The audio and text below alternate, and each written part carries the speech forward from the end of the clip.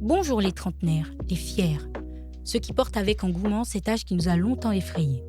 Bienvenue chez les fiers trentenaires, votre nouveau podcast où l'on parle de la vie, des défis et des moments qui façonnent une trentaine optimiste, épanouie et forte. Je suis Darlène, une trentenaire qui a longtemps attendu de vivre enfin cette tranche d'âge et qui se dit fière d'y être arrivée. Ensemble, nous discutons en toute bienveillance et sans tabou de sujets variés. L'évolution des relations, qu'elles soient familiales, amoureuses ou amicales, des difficultés quotidiennes, d'indépendance financière, de responsabilité, de charge mentale, de pression sociale, de bien-être et bien d'autres sujets qui font vibrer notre génération. Si vous aussi avez envie de célébrer cette période intense de la vie et de vous inspirer pour avancer avec confiance, vous êtes au bon endroit. Préparez-vous donc à embarquer pour une aventure pleine de couleurs, de rires et de découvertes. Les fiers trentenaires, c'est votre rendez-vous incontournable pour vivre la trentaine à fond. Alors que je traversais une énième tempête, une de ces périodes de deuil prénatal où le silence devient assourdissant, je suis tombée sur les mots d'un homme qui a lui-même connu l'indicible. Victor Hugo, qui perdit sa fille et 2 de ses fils, écrivit un jour « Tu n'es plus là où tu étais, mais tu es partout où je suis ». Ces quelques mots ont agi en moi comme un phare. Je les ai découverts après ma 3e fausse couche, au moment exact où mon horizon s'obscurcissait. Ils sont devenus bien plus qu'une citation. Ils sont devenus ma réalité, ma boussole, mon mantra et ma promesse d'espoir. On dit souvent que le deuil est un chemin, une ligne que l'on finit par parcourir avec le temps. Mais je suis convaincue que pour une mère ou pour un parent qui doit simplement laisser partir un enfant avant même d'avoir pu lui raconter le monde, il ne s'agit pas seulement de passer à autre chose. Ce n'est pas un simple chemin, c'est une métamorphose qui s'opère de façon invisible. Il s'agit d'apprendre à vivre avec un cœur qui bat à 2 endroits à la fois.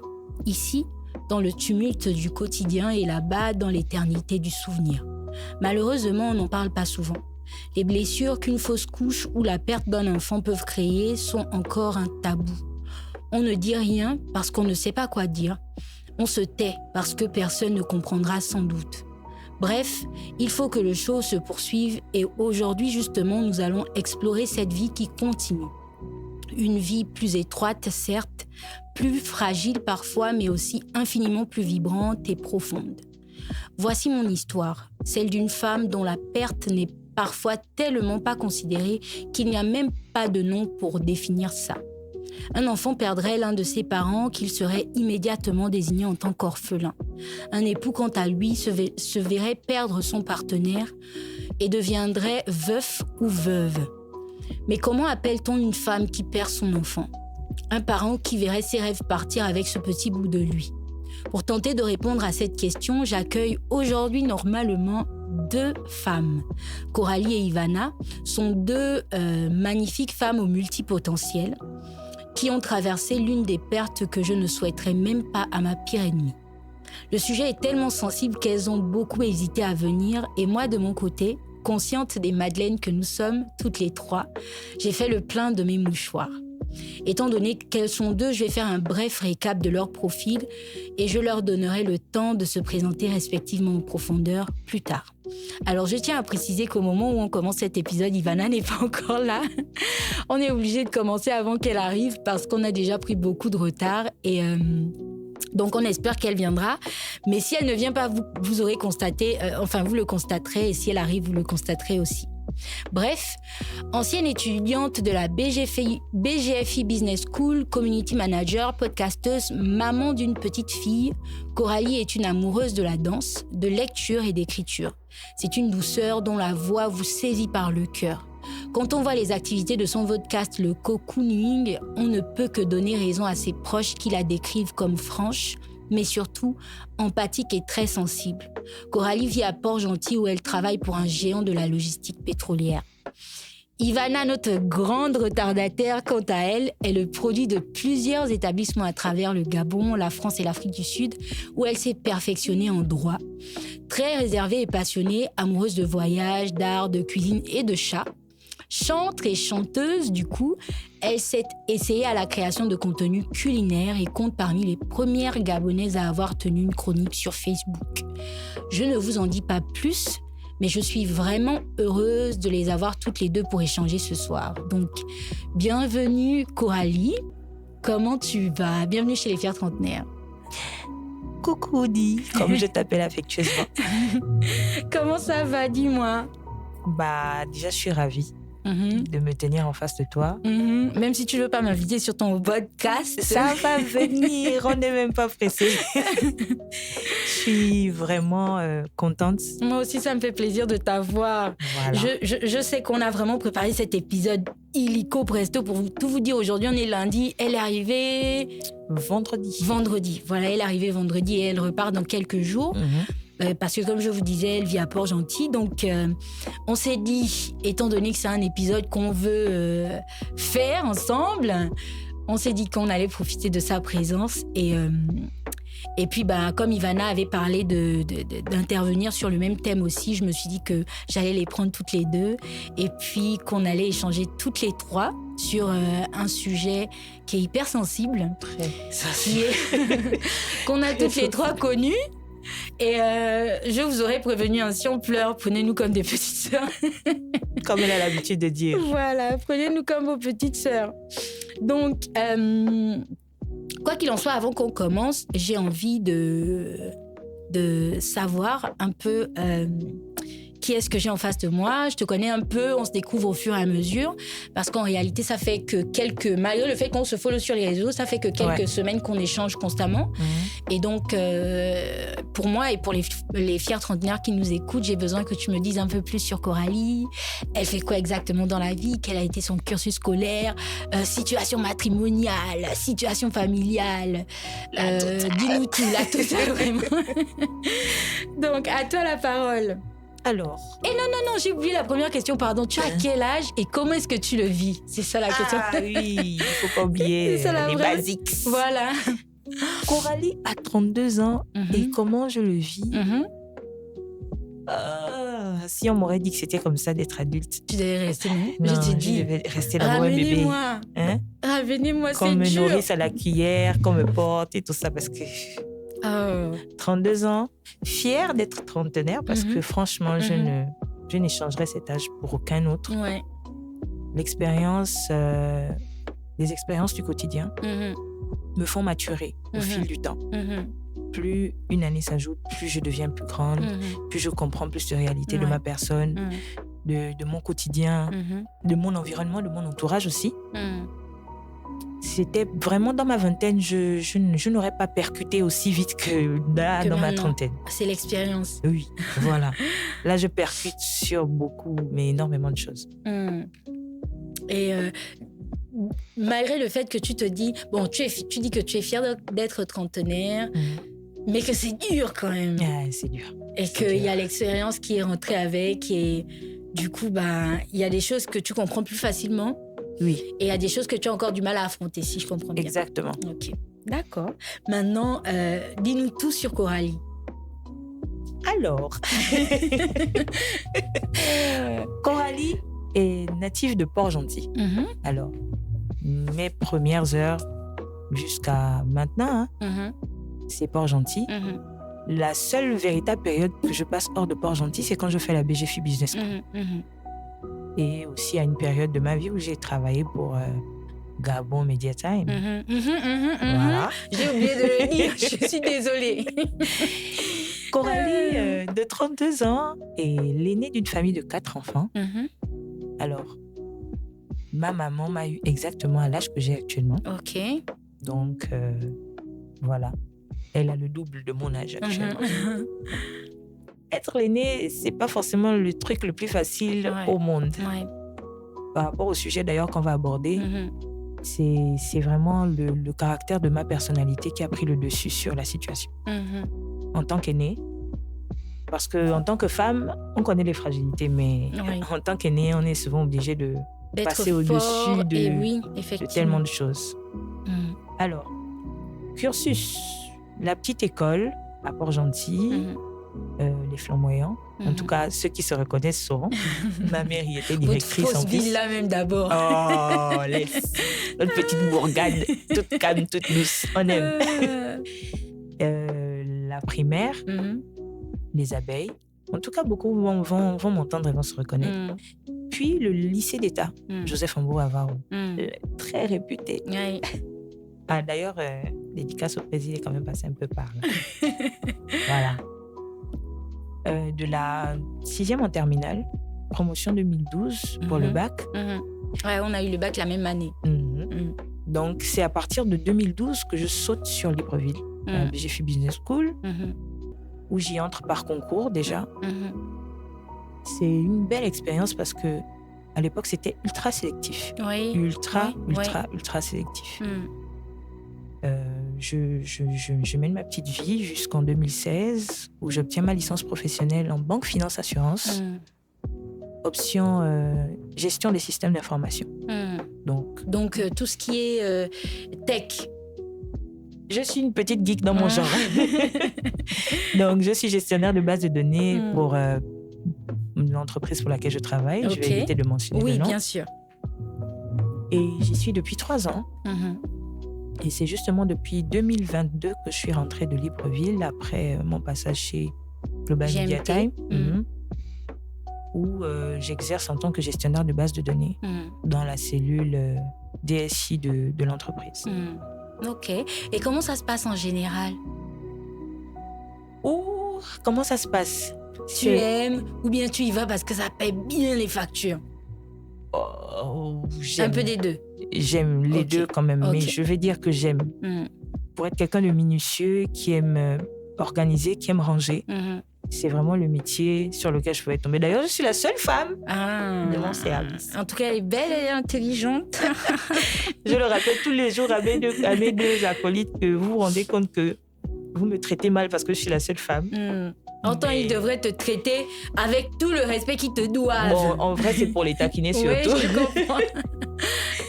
Donc, en tant que gestionnaire de base de données, on vit vraiment les choses. Déjà, je ne l'ai pas expérimenté vraiment. J'ai quand même fait 7 ans de chômage. Donc, c'est vraiment sur ces 3 années que j'ai vraiment expérimenté le métier.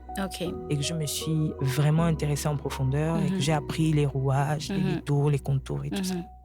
Et quand tu dis que tu as fait 7 ans de chômage, tu as bossé chez GMT, c'était quoi? C'était des stages ou bien c'était... C'était des... Enfin, chez GMT, je dirais pas que c'était un... C'était pas un emploi? C'était pas un emploi. Oui. C'était quoi, des prestations, genre... C'était un stage, voilà. J'étais stagiaire. J'étais stagiaire et je n'ai pas poursuivi. Il fallait que je rentre m'occuper de ma petite princesse, mon petit bébé, à qui j'ai dédicace d'abord parce que je sais que quand elle va écouter ça, elle va dire « Maman a parlé dans le podcast ». Voilà. Donc, il fallait que je rentre à Port-Gentil, m'occuper d'elle. Elle est entrée à la petite école en 2022. Donc, il fallait que je revienne sur Port-Gentil m'occuper. Et c'est à partir de là que je suis restée. Et que j'ai eu mon premier vrai emploi dans la boîte dans laquelle je bosse. Ok. Et je sais qu'on avait, lorsqu'on s'est assises pour échanger sur l'éventualité de s'asseoir ensemble face à ce micro-là, je sais que tu m'as envoyé une série de... Quand j'ai fait les appels à participation, là, tu m'as envoyé 3. Tu m'as dit, je veux parler dessus. J'étais en mode, waouh, là, elle veut vous pépite. faire croire que je l'ai harcelé. Non, pas du tout. Je me suis dit, ça, c'est trop une pépite et tout. Et après, on s'est dit, bon, en même temps, tu m'as dit que ça, il y avait des sujets qui étaient trop récents, trop frais, que tu n'avais pas encore process. Et donc, qu'on allait parler du fait d'être un parent, maman, c'est le mot qu'on s'est donné. Parce qu'il n'y a pas en vrai, bon, c'est pas, quand je dis on s'est donné, c'est pas toi et moi, mais ce sont les parents qui se sont retrouvés à enterrer leurs enfants ou à perdre des bébés, etc., qui se sont donné le nom là. Parce qu'il y a l'Académie française et les académies en général n'ont pas encore trouvé le terme exact qui définirait un parent qui aurait perdu un enfant, qui aurait enterré, hormis même le fait, la phase fétale, parce qu'il y a le deuil parental, quand tu as eu l'enfant qui est né, etc. Il a grandi, par exemple, même quand ton enfant 45 ans, le fait, toi, de perdre un enfant, ça c'est le deuil parental. Il y a le deuil prénatal, donc ça va être le bébé est encore en toi, fœtus, à l'état de fœtus, etc. Et puis il décède, tu le perds. Et puis il y a le deuil périnatal qui va se produire pendant l'accouchement, ou quelques secondes, ou quelques temps seulement après l'accouchement. Exactement. Et pour ces 3 types de deuil-là, il n'y a pas de terme. On dit juste deuil parental. Voilà. Entre-temps, comme je disais à l'introduction, un enfant qui perd ses parents, c'est un orphelin, un partenaire qui perdrait son épouse, etc. Son époux, ça va être un veuf, une veuve. Et de la même façon, il n'y a pas le terme pour une personne qui va perdre son frère ou sa sœur. Pas du tout. Pas du tout. Et donc, les gens se sont dit, écoute, moi j'ai perdu un enfant, c'est devenu un ange, je suis papange, je suis mamange, et par conséquent, on n'est pas range. Donc voilà, on s'est dit qu'on allait en discuter aujourd'hui. Et quand je vous dis que j'ai fait le plein des mouchoirs, je ne blague pas. Quand je vous dis que j'ai fait le plein des mouchoirs... Kleenex sur le plateau, je vous dis. Voilà. Il y a les Kleenex qui sont là. On a mis un peu d'eau pour réhydrater, au cas où on se déshydrate. Mais en tout cas, voilà, on espère qu'on saura gérer nos émotions. Donc, avant d'aborder le sujet du jour, j'ai envie de savoir de manière générale comment était le foyer dans lequel tu as grandi. Est-ce qu'on aborde la question des fausses couches dans ton foyer, dans ta maison, ou est-ce que c'est déjà même arrivé ? Parce qu'avant d'aborder, il faudrait éventuellement que ça ait eu lieu au moins une fois. Donc, est-ce que toi, avec ta mère, avec tes parents, tu as déjà entendu parler de fausses couches ? Et surtout, est-ce que c'est déjà arrivé dans la maison ? Alors, jusqu'à ce que je fasse ma première fausse couche officielle, parce que, bon, quand je parle de première fausse couche officielle, c'est celle où on a vu mon ventre. Celle où on a su que j'étais enceinte. Parce qu'il y en a eu de moins officielles, qui ont existé quand même, que j'ai expérimenté, dont je n'ai pas beaucoup parlé, parce que c'était vraiment des situations qui arrivaient... tu te rends juste compte que tu es enceinte, que tu as un retard, et puis... Que tu le perds. Et tu le perds. Voilà. Donc, la première fausse couche officielle que j'ai subie, si je peux dire ça comme ça, c'est à partir de ce moment-là que j'ai vraiment entendu parler de fausses couches dans mon environnement. Ce n'est pas quelque chose qu'on évoque. En Afrique, de façon générale, quand une femme tombe enceinte, on sait qu'elle va mettre au monde son bébé. On ne s'attend pas forcément à ce qu'elle perde son enfant. De toute façon, personne ne tombe. Voilà, exactement déjà. Et c'était pas un sujet qu'on avait mis sur la table, qu'on avait évoqué. Mais c'est après que ce soit arrivé, que maman, parce qu'elle aussi, c'est l'une des choses les plus merveilleuses que Dieu m'ait offertes, a osé vraiment évoquer la question. De me dire que voilà, je comprends ce que tu vis, je comprends cette réalité, je suis passée par là parce que moi aussi, j'ai vécu des fausses couches et tout. Mais on ne t'entretient pas pour te protéger ou te préserver, si je peux dire ça comme ça. On te le dit juste pour te faire comprendre que ça existe, que c'est malheureux, mais que ça passe et que tu feras d'autres bébés. Ouais. On ne s'attarde pas sur la question. Ok. Et tu nous dis que tu as eu une première fausse couche officielle. Est-ce qu'avant cette première fausse couche officielle où on a vu ton ventre clairement plein, plus ou moins, est-ce qu'avant tu en as eu ? Oui. Et c'est arrivé à quel moment de ta vie ? À quelle période ? Est-ce que s'il vous plaît, on applaudit la retardataire parce que j'étais bien trahie. Coucou Ivana, vas-y, prends place. Ça tombe bien, on a commencé depuis pas longtemps. Donc, je termine avec elle la question que... alors, comme vous l'aurez compris, Ivana est arrivée et on va terminer de prendre la réponse de Coralie. Et puis, je fais les présentations parce qu'elles ne se connaissent pas. D'accord. Ivana, c'est une vieille amie. Et Coralie, c'est une vieille amie aussi avec qui j'échange depuis peu. D'accord. Donc, elle était en train de nous raconter plus ou moins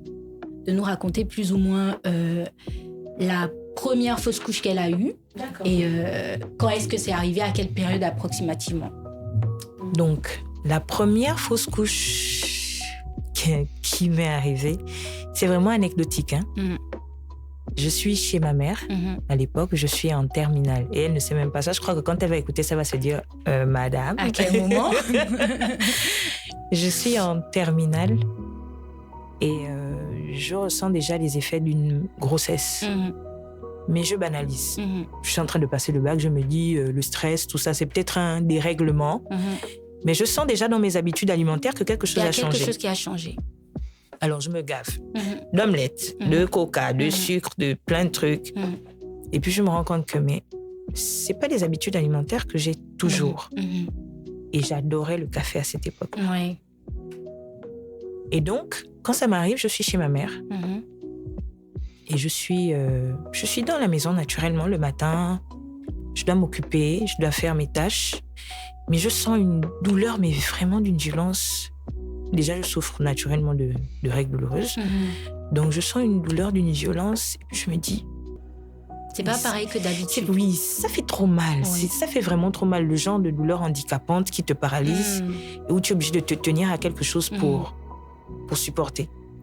Et puis, je me rends compte, mais ça fait un mal de chien. C'est quoi ce truc? Du coup, ma mère avait une maison en construction. Elle était encore inachevée.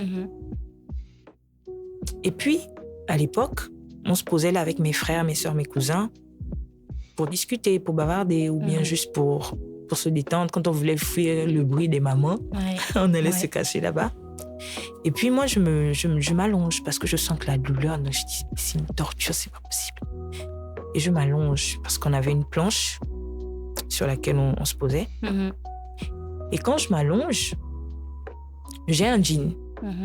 Et du coup, je suis dans une posture où tout le monde voit clairement mon jean. Et ce qui se passe, c'est que c'est mon grand frère qui arrive derrière moi. Il me dit, on dirait que tu as tes menstrues. Mais j'ai pas senti de flux, en fait. C'est lui qui me fait me rendre compte que mon jean est mouillé et que, voilà.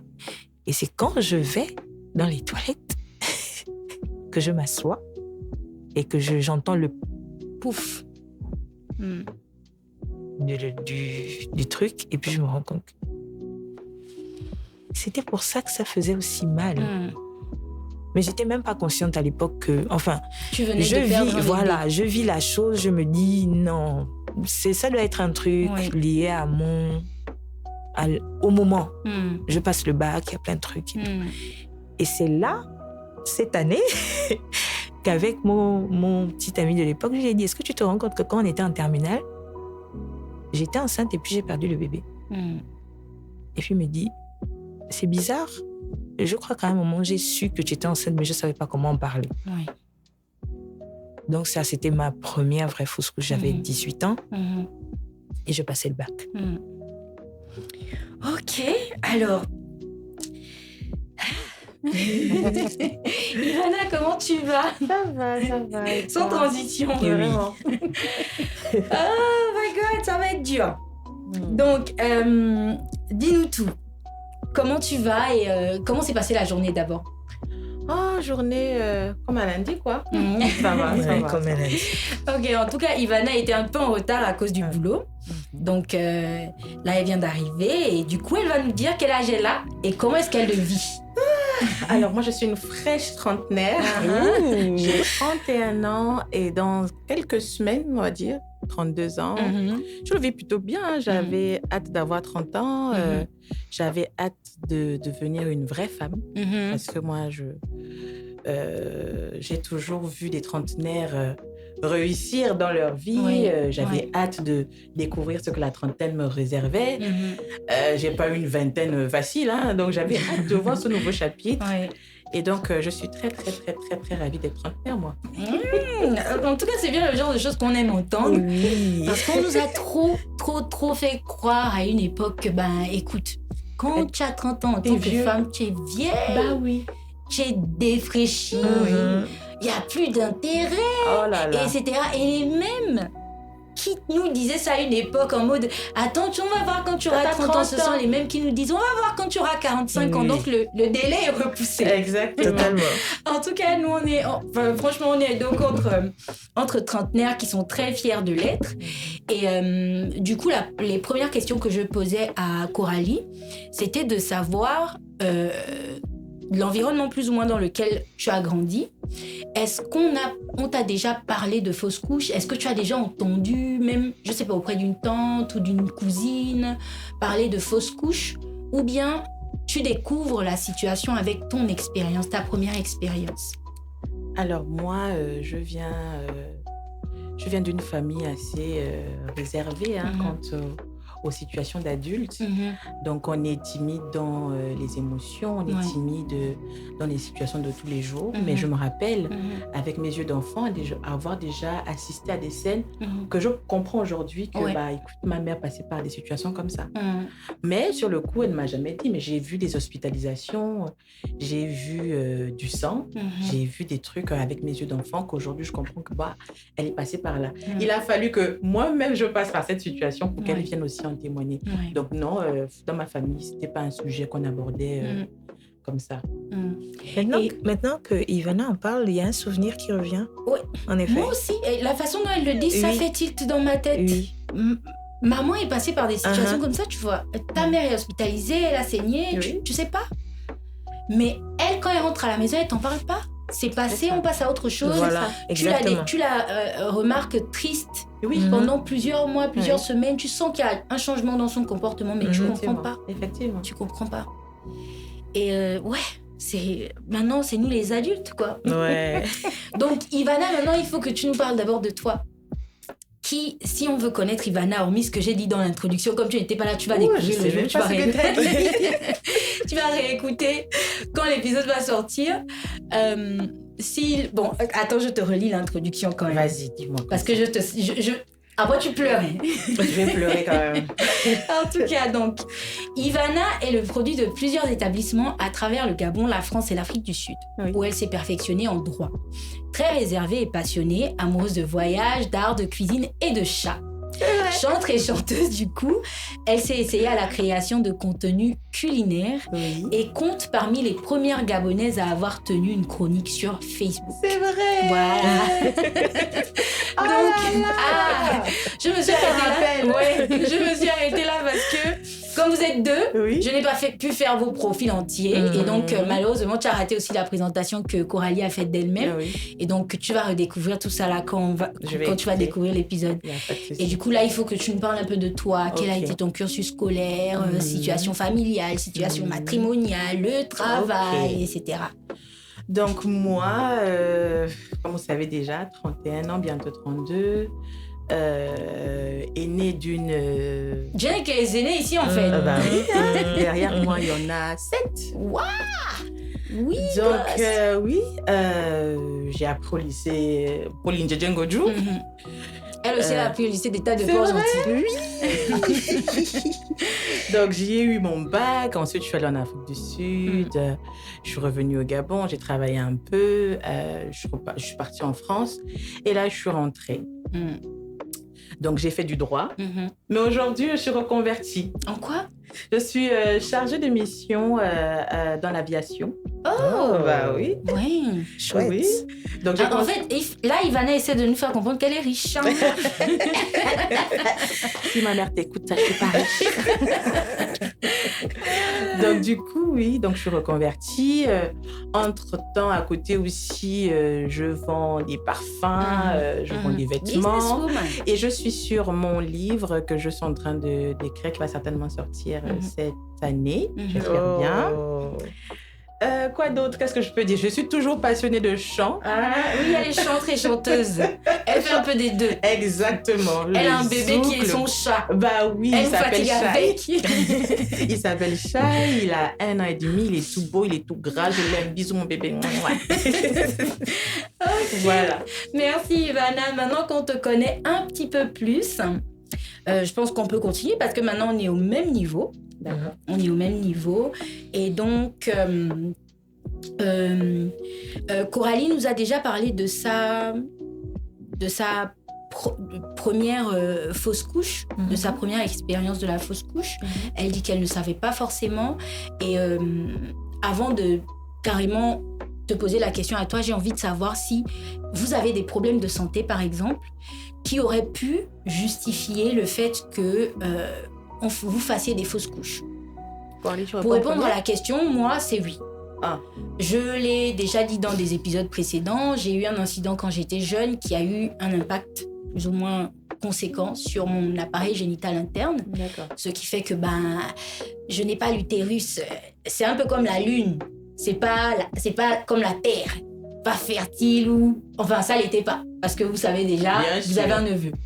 Donc, c'était un peu compliqué pour qu'un utérus, un fœtus, une ovule, se loge correctement, et etc. Donc, en gros, c'est le principal problème qui a fait que j'ai fait 8 fausses couches. Ouais. Et du coup, voilà, je vous repose la question. Est-ce que vous avez... Si vous voulez parler, sinon vous dites clairement que vous préférez ne pas l'aborder.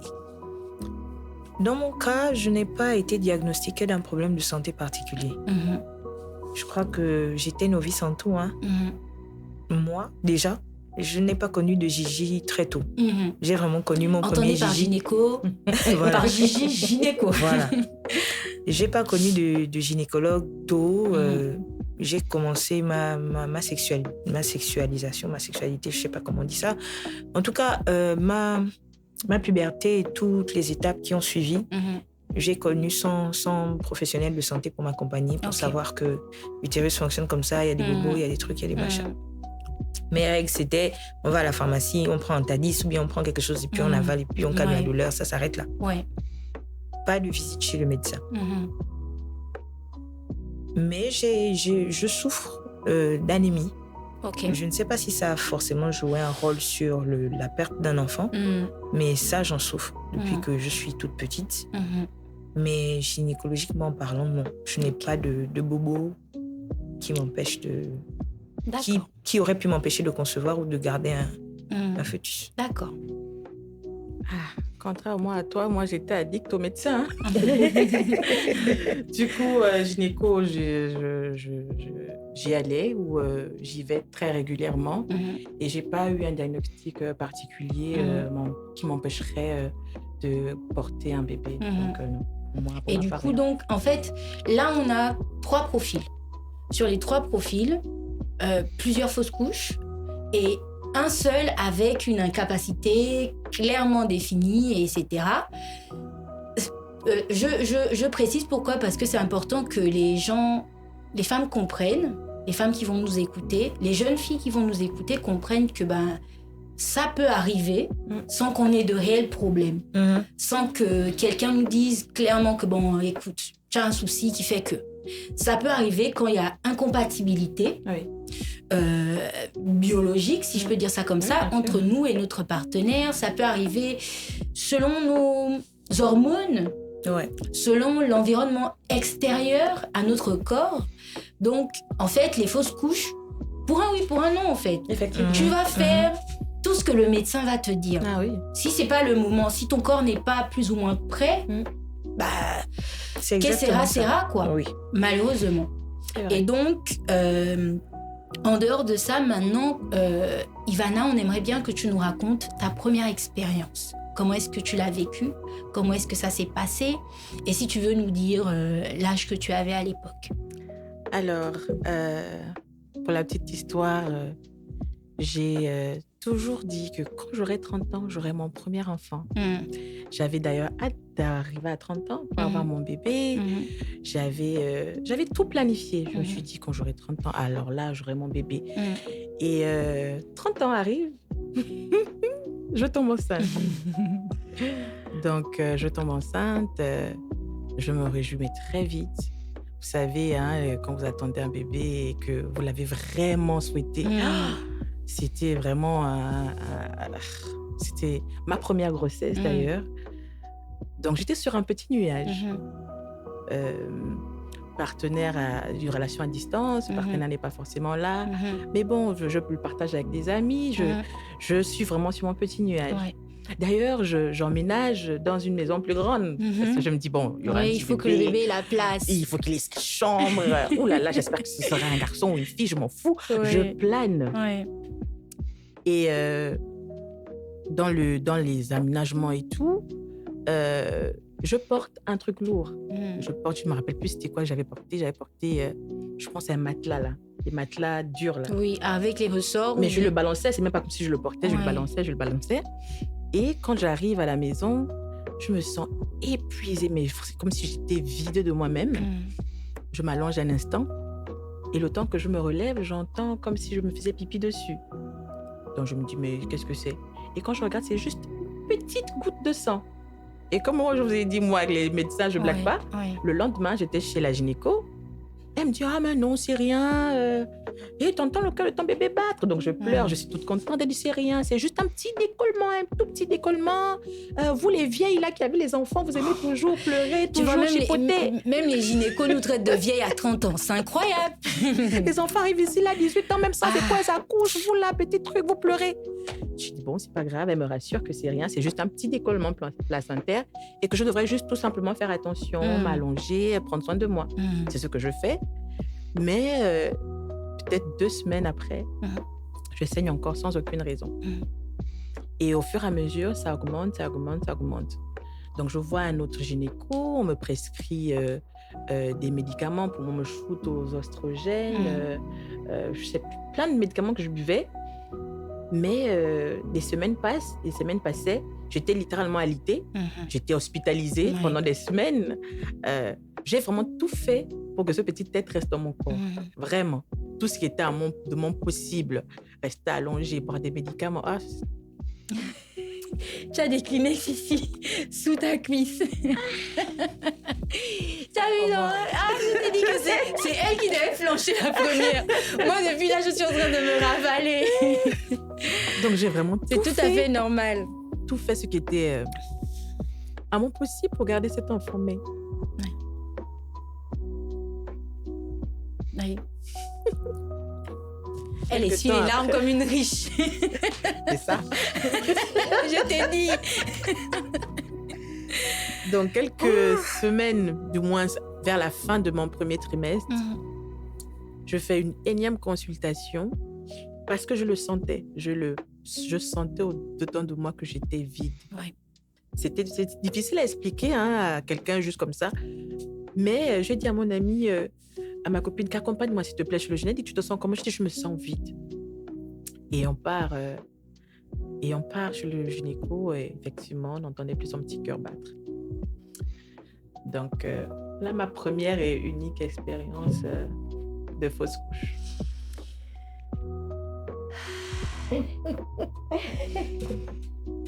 Ouais.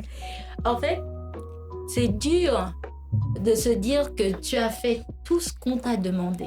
Oui. Et tu sais, les médicaments qu'on nous donne, ça nous change le corps, ça nous bouleverse les hormones. Totalement. Ça nous pète le mental et tout. Et puis, à la fin, pour rien. Pour rien. Parce que moi-même, ma première expérience, je suis en Afrique du Sud. Je pars d'ici pour quelques mois pour la langue et je pars d'ici et je ne sais même pas que je suis enceinte. Oui. Je m'en souviens. Je pars d'ici et je ne sais même pas que je suis enceinte. Je pars d'ici, déjà, je suis embrouillée avec mon partenaire de l'époque. Donc, j'ai mieux à penser que le fait que mes règles ne soient pas venues.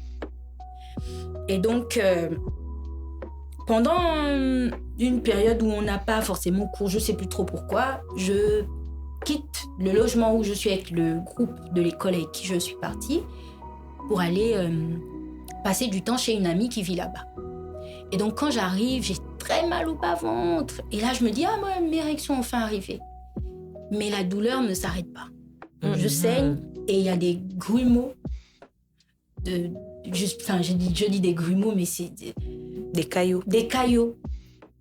Et puis, on dort, là, on passe la nuit et toute la nuit, ça ne va pas. Et elle me dit, bon, écoute, on va aller chez un médecin.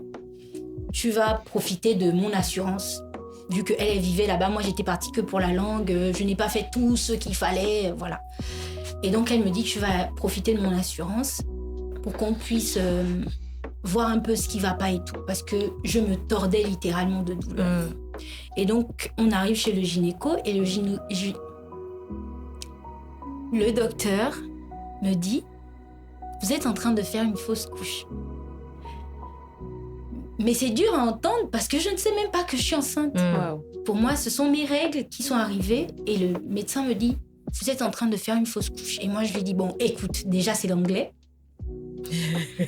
Je suis venue pour apprendre ça. » Et puis, on me parle en anglais. Mais heureusement, ma pote qui vit là-bas fait la traductrice. Même quand j'ai un assez bon niveau, entre le fait que la situation est difficile et le fait que le monsieur il parle en anglais avec l'accent sud-africain, c'est dur. Et donc, il m'explique que je suis en train de faire une fausse couche. Ma mère est à 10 000, je ne sais pas combien de kilomètres de moi. Mon partenaire et moi, on ne se parle quasiment pas. Et je suis là avec des amis qui sont autant des enfants que moi. Bien sûr.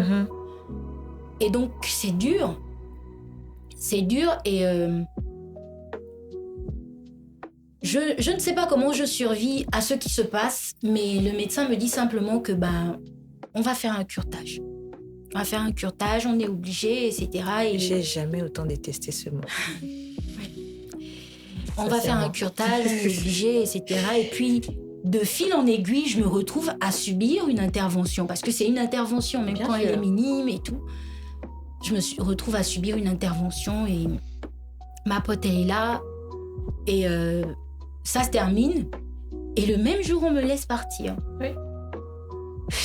C'est incroyable, hein? Oui. Le même jour, ton corps a subi un choc comme celui-là. Et le même jour, on te laisse partir et tu rentres. Et je finis le week-end chez ma pote. Et le dimanche, je rentre dans notre accommodation, dans notre logement. Et je retrouve mes potes qui sont là-bas, mais la vie continue pour eux. Ils sont même pas au courant de ce que j'ai vécu. Il y a que celle avec qui je suis partie qui sait. Et je vais leur en parler des années plus tard. Mais je crois que j'ai eu beaucoup de mal à dépasser ça. Je crois que j'ai eu beaucoup de mal à processer ce que j'avais vécu. Je crois que j'en ai voulu à mon partenaire parce que je me suis dit, si on n'était pas en colère, je pense que j'aurais réalisé qu'il y a un truc, que j'étais enceinte et tout, mais... Enfin... Allez, check. Coralie vient de me lancer son paquet de Kleenex. Ça a commencé aux les pleureuses. Donc, j'en ai voulu à mon partenaire et... je sais pas comment expliquer, mais c'est un truc qui est tellement dur. C'est dur. C'est dur de se dire que, je ne sais même pas. On t'a dit pendant plusieurs années que tu n'aurais sans doute pas d'enfant. Et puis, tu finis par tomber enceinte quand même. Et tu ne le sais même pas. Donc, tu n'as même pas le temps d'enjoy le truc, de te dire « je suis enceinte et tout », de flex. Et tu apprends le jour où tu es en train de perdre que tu étais enceinte. Et je pense qu'il y a un truc qui s'est brisé en moi ce jour-là. Et puis, toutes les fausses couches qui sont arrivées par la suite, je pense que celle-là, ça a été l'une des pires. Il y a eu 2 que je me suis dit, bon, écoute, là, c'est quand même quelque chose. Il y a eu celle-là et il y a eu celle que j'ai eue de la grossesse qui m'a donné d'Imani. Et ça, vraiment, ça a tué quelque chose en moi et donc, voilà. Bref, c'est pas moi l'invité. Je ne vais pas monopoliser la parole. Let's go! Tout doit sortir. Donc, en gros, moi, j'étais en train de dire que ça a tué quelque chose en moi. Et donc, on est bien consciente qu'il y a eu un avant, il y a eu un après. Comment est-ce que vous vivez l'après cette situation, en fait? Comment est-ce qu'on vit ça? La dernière question, c'est elle qui a répondu la première. Ivana, là, c'est toi. Comment est-ce que vous vivez l'après fausse couche? Moi, je fais bref. Je suis partie pour l'école, je finis, je rentre, je passe à autre chose. Mon partenaire, je suis tellement en colère contre lui que je lui dis même pas. Je lui dis pas parce que c'est lui le fautif dans ma tête, en fait. Si on n'était pas en brouille quand je suis partie, j'aurais su qu'il y a un souci avec mes règles qui sont pas arrivées. J'aurais fait un certain nombre de choses qui auraient peut-être fait que ça ne se passe pas comme ça. Et du coup, je ne lui en parle jamais avant la deuxième fausse couche, en fait. Et donc, voilà comment ça s'est passé. J'ai enterré ça au-dedans de moi jusqu'à ce que je fasse la deuxième. Et toi, comment est-ce que tu as vécu cette situation? Comment est-ce que tu t'en remets? Comment est-ce que tu le vis? Et comment est-ce que ça se passe après, la vie? Comment elle reprend? C'est difficile de perdre, de faire un deuil d'un être qu'on n'a pas forcément vu. On ne se sent même pas en droit d'être en deuil. Enfin, c'est difficile à expliquer. Moi, après, comme je vous disais tout à l'heure, on me dit que le cœur du bébé ne bat plus et qu'il faut que je repasse le lendemain, soit pour faire un curettage ou espérer qu'il sorte tout seul. Donc, je rentre. Déjà, je suis dans le lit du gynécologue, là, sur leur lit là. Je pleure et elle ne m'autorise pas à pleurer. Elle me dit, oh, faut pas commencer, votre chose là. Vous commencez à, tu pleures quoi? Du coup, déjà un frère. Peut-être que je suis pas autorisée à pleurer. Peut-être que c'était pas un humain qui était dans mon ventre. Peut-être que j'ai pas le droit d'exprimer ma détresse. Donc, j'arrête de pleurer, je rentre à la maison, je m'enferme dans la chambre, je pleure. Je pleure, mais je ne crie même pas. Et je suis là, je commence à avoir des douleurs. Parce qu'en temps, je saignais, j'avais pas de douleur, j'avais rien. Je commence à avoir des douleurs de fortes contractions jusqu'au lendemain où on m'a fait le curetage. Et ça, c'est une autre histoire. Comment on m'a traité pendant cet épisode. Du coup, je suis là après le curetage, les pieds en position gynécologique, nue dans une pièce climatisée. Et je vois littéralement le sang qui coule comme ça de moi. Et je suis toute seule. Je me demande qu'est-ce que j'ai bien fait pour mériter ça. Qu'est-ce que j'ai fait au bon Dieu? Qu'est-ce que j'ai fait pour mériter ce sort, en fait? C'est le truc le plus chiant que j'ai vécu. Et je sors de l'hôpital, je rentre à la maison. Quelques jours plus tard, c'était l'anniversaire de mon ami avec qui on partageait le même logement, on était colocs. Et je dois avoir un sourire sur le visage. C'est pas parce que moi j'ai perdu un être qu'elle ne peut pas célébrer la vie. Donc on reçoit les gens à la maison, je souris, mais je ne suis plus là. Mon partenaire qui était à l'étranger vient et j'ai l'impression que même lui ne me comprend pas. Quand je parle avec lui, je dis je me sens pas bien, je me sens vide. Et que j'entends par exemple ton partenaire te dire mais c'est pas mieux, au moins tu te sens mieux. Comment ça je me sens mieux? J'avais l'impression que j'avais pas le droit de pleurer. Je parle à ma mère que je me sens pas bien, elle me dit mais toutes les femmes passent par là. Je dis mais finalement est-ce que ma peine elle est légitime ou pas?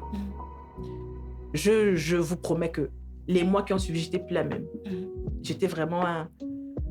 J'étais en deuil, mais un deuil silencieux. Qui me pourrissait de l'intérieur. Je souriais pour sourire. Je continuais mes activités pour continuer, mais j'étais en deuil. Et quand j'analyse aujourd'hui, les actions que j'ai pu avoir dans cette période-là, c'était pas Ivana que je connais. C'est vraiment pas la Ivana que je connaissais. J'ai essayé de sortir beaucoup pour oublier. Ça n'a pas fonctionné. Non. Si vous voyez que jusqu'à aujourd'hui encore j'en pleure. Ça fonctionne pas. Ah putain. C'est pas moi qui étais censée pleurer. C'est pas toi, mais je te promets que vraiment, t'es obligé de C'est compliqué parce que, comme Darlene dit, tu sors de là, je dois marcher. Oui, tu dois marcher, tu rentres chez toi. Je dois marcher. Je dois rentrer chez moi. Je dois continuer de vivre. Parce que ça va vraiment pleurer quand je vais prendre la parole. Moi, je vous promets que... Je continue de vivre. Et le monde ne s'arrête pas pour autant. Oui. C'est ça. C'est ça le monde ne s'arrête pas pour autant. Et ce qui est encore plus dur dans l'histoire, c'est de voir son partenaire ne pas comprendre. Mais c'est pas grave, on fera d'autres enfants. Mais c'est pas grave. De toutes les façons, tu te sens déjà mieux. Qui te l'a dit? Mon Dieu, qui te l'a dit? Est-ce que c'est aussi automatique, en fait? Est-ce que c'est automatique? Est-ce que je dois oublier que... C'est vrai, peut-être que les papas, ils se sentent papas que lorsqu'ils voient leur bébé. Leur bébé, oui. Mais moi, je fais le deuil d'un projet qui est mort. Exactement, c'est ça même. J'ai nourri une idée, elle est morte. J'ai senti la vie en moi, j'ai vu son cœur battre. J'ai vu ce petit tête, j'ai vu une forme. J'ai senti mon corps changer. Et me dire du jour au lendemain, quand je parlais avec lui, j'essaie de lui dire que, imagine, tu as eu un projet de construction de plusieurs millions, et puis du jour au lendemain, tu l'arraches comme ça sans aucune raison. J'étais tellement traumatisée que je lui ai demandé de faire des examens. Spermogramme, je sais certainement, peut-être il a un problème, peut-être qu'on n'est pas compatible. Je devenais folle. Pourquoi moi? C'est ça mon appel. Waouh! Je ne sais même pas quoi dire. Qu'est-ce que tu peux dire? D'une femme à l'autre, l'expérience est vraiment... Ouais. Dans la blessure, elle est identique, mais l'expérience est vraiment quelque chose de particulier. Ouais. Pour la première fausse couche que j'ai vécue, je ne savais pas, donc je n'ai pas vraiment senti le poids de la chose. Et j'étais jeune, donc je ne vivais pas. Je me suis dit, bon, écoute, tu ne savais pas, c'est pas pareil. Mais comme je t'ai dit, il y a eu une première fausse couche officielle où tout le monde a vu mon ventre, où tout le monde savait que j'étais enceinte. Et je crois que j'ai même mis du temps à annoncer à mes proches cette première maternité-là parce que je ne travaillais pas et je vivais le complexe du chômage. Ouais. Quand tu as un entourage où les gens sont quand même, je dirais pas assis, mais où ils ont quand même de sur quoi s'appuyer. Et puis toi, tu vis chez ta mère et tu tombes enceinte. Donc moi, j'ai déjà eu, dans le début de ma maternité, j'avais déjà des... Ils vont entendre ça, ils vont se dire que mais pourquoi elle en parle là-bas, elle nous en a jamais parlé. Mais je crois que c'est l'occasion. Ouais. Et puis moi, j'ai eu des réflexions du genre, comment tu peux tomber enceinte alors que tu n'as pas de taf? Comment tu peux tomber enceinte alors que tu es chez ta mère, tu sais qu'elle essaie déjà de joindre les deux bouts, tout ça, tu tombes enceinte. Ton mec, c'est un étudiant, vous allez faire quoi? Vous aurez pu attendre et tout. Donc, le choc commence d'abord dans la tête. Je me suis vraiment dit, quand j'ai fait cette fausse couche-là, on était en 2017, j'avais 24 ans, oui. Quand c'est arrivé, je me suis vraiment dit que c'était psychologique. J'étais tellement assaillie. Entre ceux qui te disent « tu nous as pas dit depuis, tu n'en as pas parlé, pourquoi tu as mis 30 ans de temps à nous faire savoir ?» Nous, chacun, il va tirer la couverture de son côté, en fait. Alors moi, je suis là. Déjà, la négligence de départ, quand j'apprends que je suis enceinte, c'est que je viens à l'hôpital et quand j'apprends que je suis enceinte, j'ai fait mon test de grossesse, je suis enceinte, je viens et puis on me reçoit vraiment de façon désinvolte. Madame, allongez-vous. Spéculum. Ah oui, vous êtes enceinte. On va faire une échographie. Ah oui, vous êtes enceinte. OK. Vous passez le mois prochain pour la... Comme ça, hein. Vraiment comme une lettre à la poste. Vite fait, mal fait. On te laisse pas même prendre le temps d'enjoy que... Oui. Ah, mais vous avez quel âge? C'est félicitations et tout, parce que c'est, comme elle dit, c'est un projet.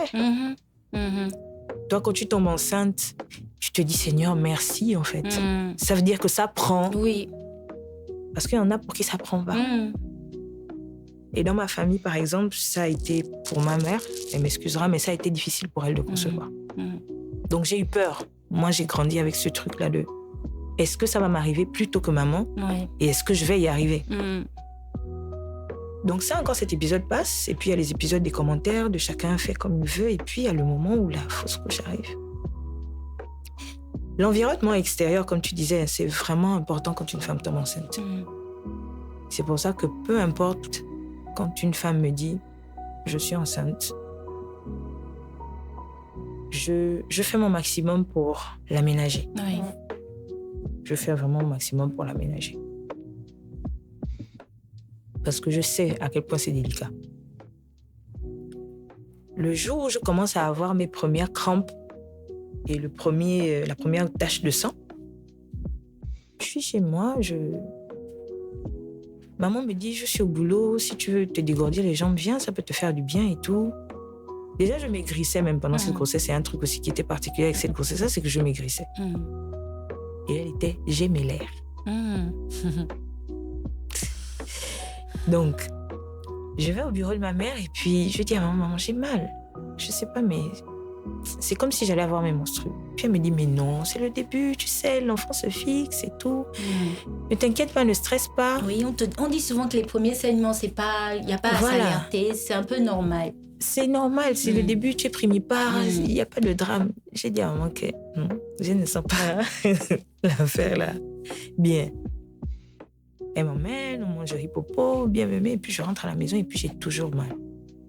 Et puis là, le saignement s'intensifie dans la nuit. Je mets une serviette, je vois que le saignement s'intensifie et je n'arrive pas à dormir. Ça fait mal. Ça fait vraiment mal. Je ne dors pas de toute la nuit. Dès que je m'endors, je me réveille parce que la douleur est lancinante. Ça me réveille à chaque fois et puis je me rendors et puis ça me réveille comme des contractions.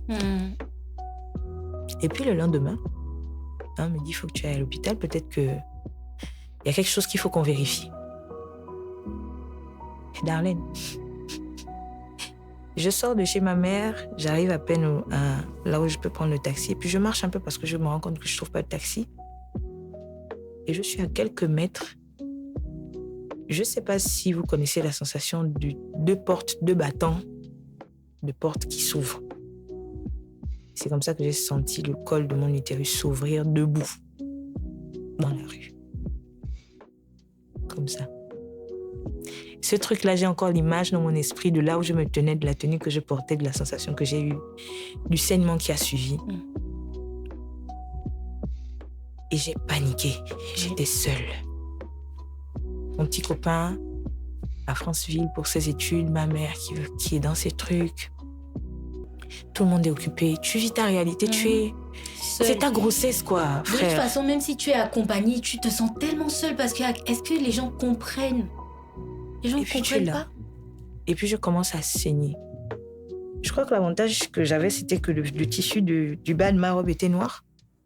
Du coup, quand je m'assois dans le taxi, je sens vraiment que je suis en train de me mouiller parce que je saigne.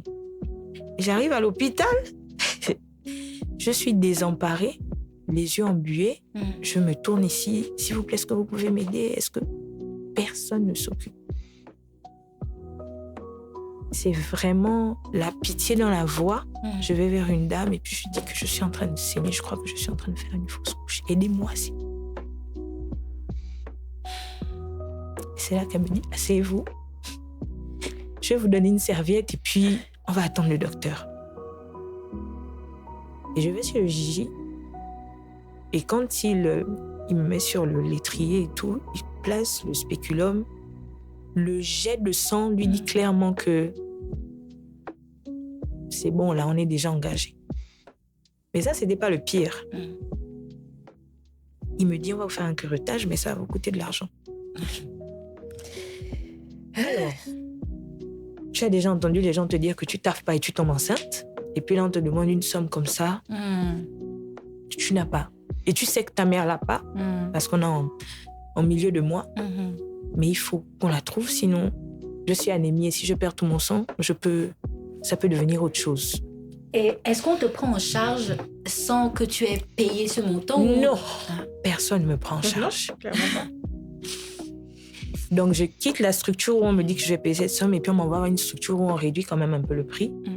Et puis j'arrive là-bas. Mais je te dis que tout ça, je fais ça seule. C'est des coups de téléphone, des messages. Je suis à l'hôpital, on m'a dit que je fais une fausse couche, je suis en train de me diriger, voilà ce qu'on a dit, voilà ce qu'on a dit. J'appelle compagnon, tout le monde pour avertir. Voilà. Je dis à maman, je dis à papa, je dis... En tout cas, je serai à telle ou telle autre structure, voici ce qu'on a demandé, essayez de faire vite parce que je saigne énormément. Et maman sait que quand je saigne, quand je commence à saigner, je suis devenue bleue.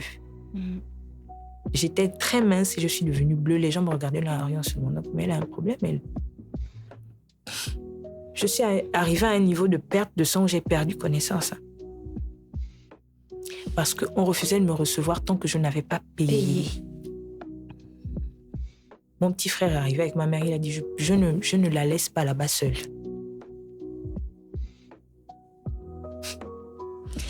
Respire. On a de l'eau, au cas où.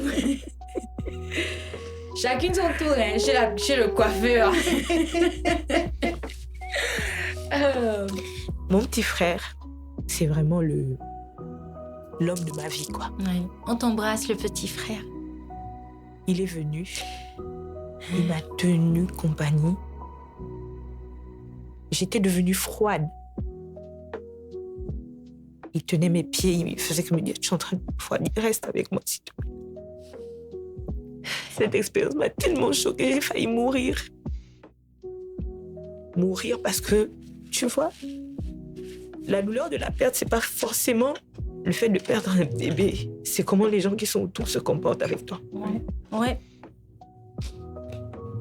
Et j'avais une femme, une maman d'un certain âge qui me disait, on ne peut rien faire tant que vous n'avez pas payé. Vous ne payez pas, on ne fait pas le curetage. Vous ne payez pas, on ne fait pas le curetage. Elle me regardait droit dans les yeux. Je sais que vous avez mal, je sais que vous saignez, mais si vous ne payez pas, on ne fait pas le curetage. En fait, le truc même, c'est que je ne sais pas si je dois te dire, tu as eu de la chance même qu'on te prenne. C'est pas logique de dire ça. Quand on te parle, tu vois, rien même que ça. Même dans la phrase, même, c'est pas logique. C'est vraiment pas logique. Parce qu'il y a des structures au Gabon qui vont te dire, avant même qu'on la prenne, paye la caution. Si vous venez avec la CNAMGS, par exemple, il faut d'abord payer la caution. Donc, si tu n'as pas de réelle assurance, j'avais pas. La CNAMGS suffisait pas. J'avais à l'époque la CNAMGS, ça suffisait pas. On te dit, tu viens avec la CNAMGS, il faut payer une certaine caution, un certain montant avant qu'on te fasse ce qu'il faut faire. C'est dommage qu'on en soit là. Après, est-ce que c'est... Enfin, je pense que vous savez que je suis en couple avec l'ennemi. Je suis en couple avec un gars du corps médical. Bon, on a énormément de respect pour lui. On sait qu'il fait très bien ça. Le fleuriste, sinon. Donc, en fait, je suis en couple avec l'ennemi. Voilà. Parce que, et je lui dis tout le temps que ses congénères ses confrères sont cruels, insensibles. Oh. Et du coup, je ne sais pas si c'est entièrement de leur faute ou si c'est aussi nous, les patients, qui, lorsqu'ils nous traitent, au lieu de régler la facture, on s'en va, par exemple.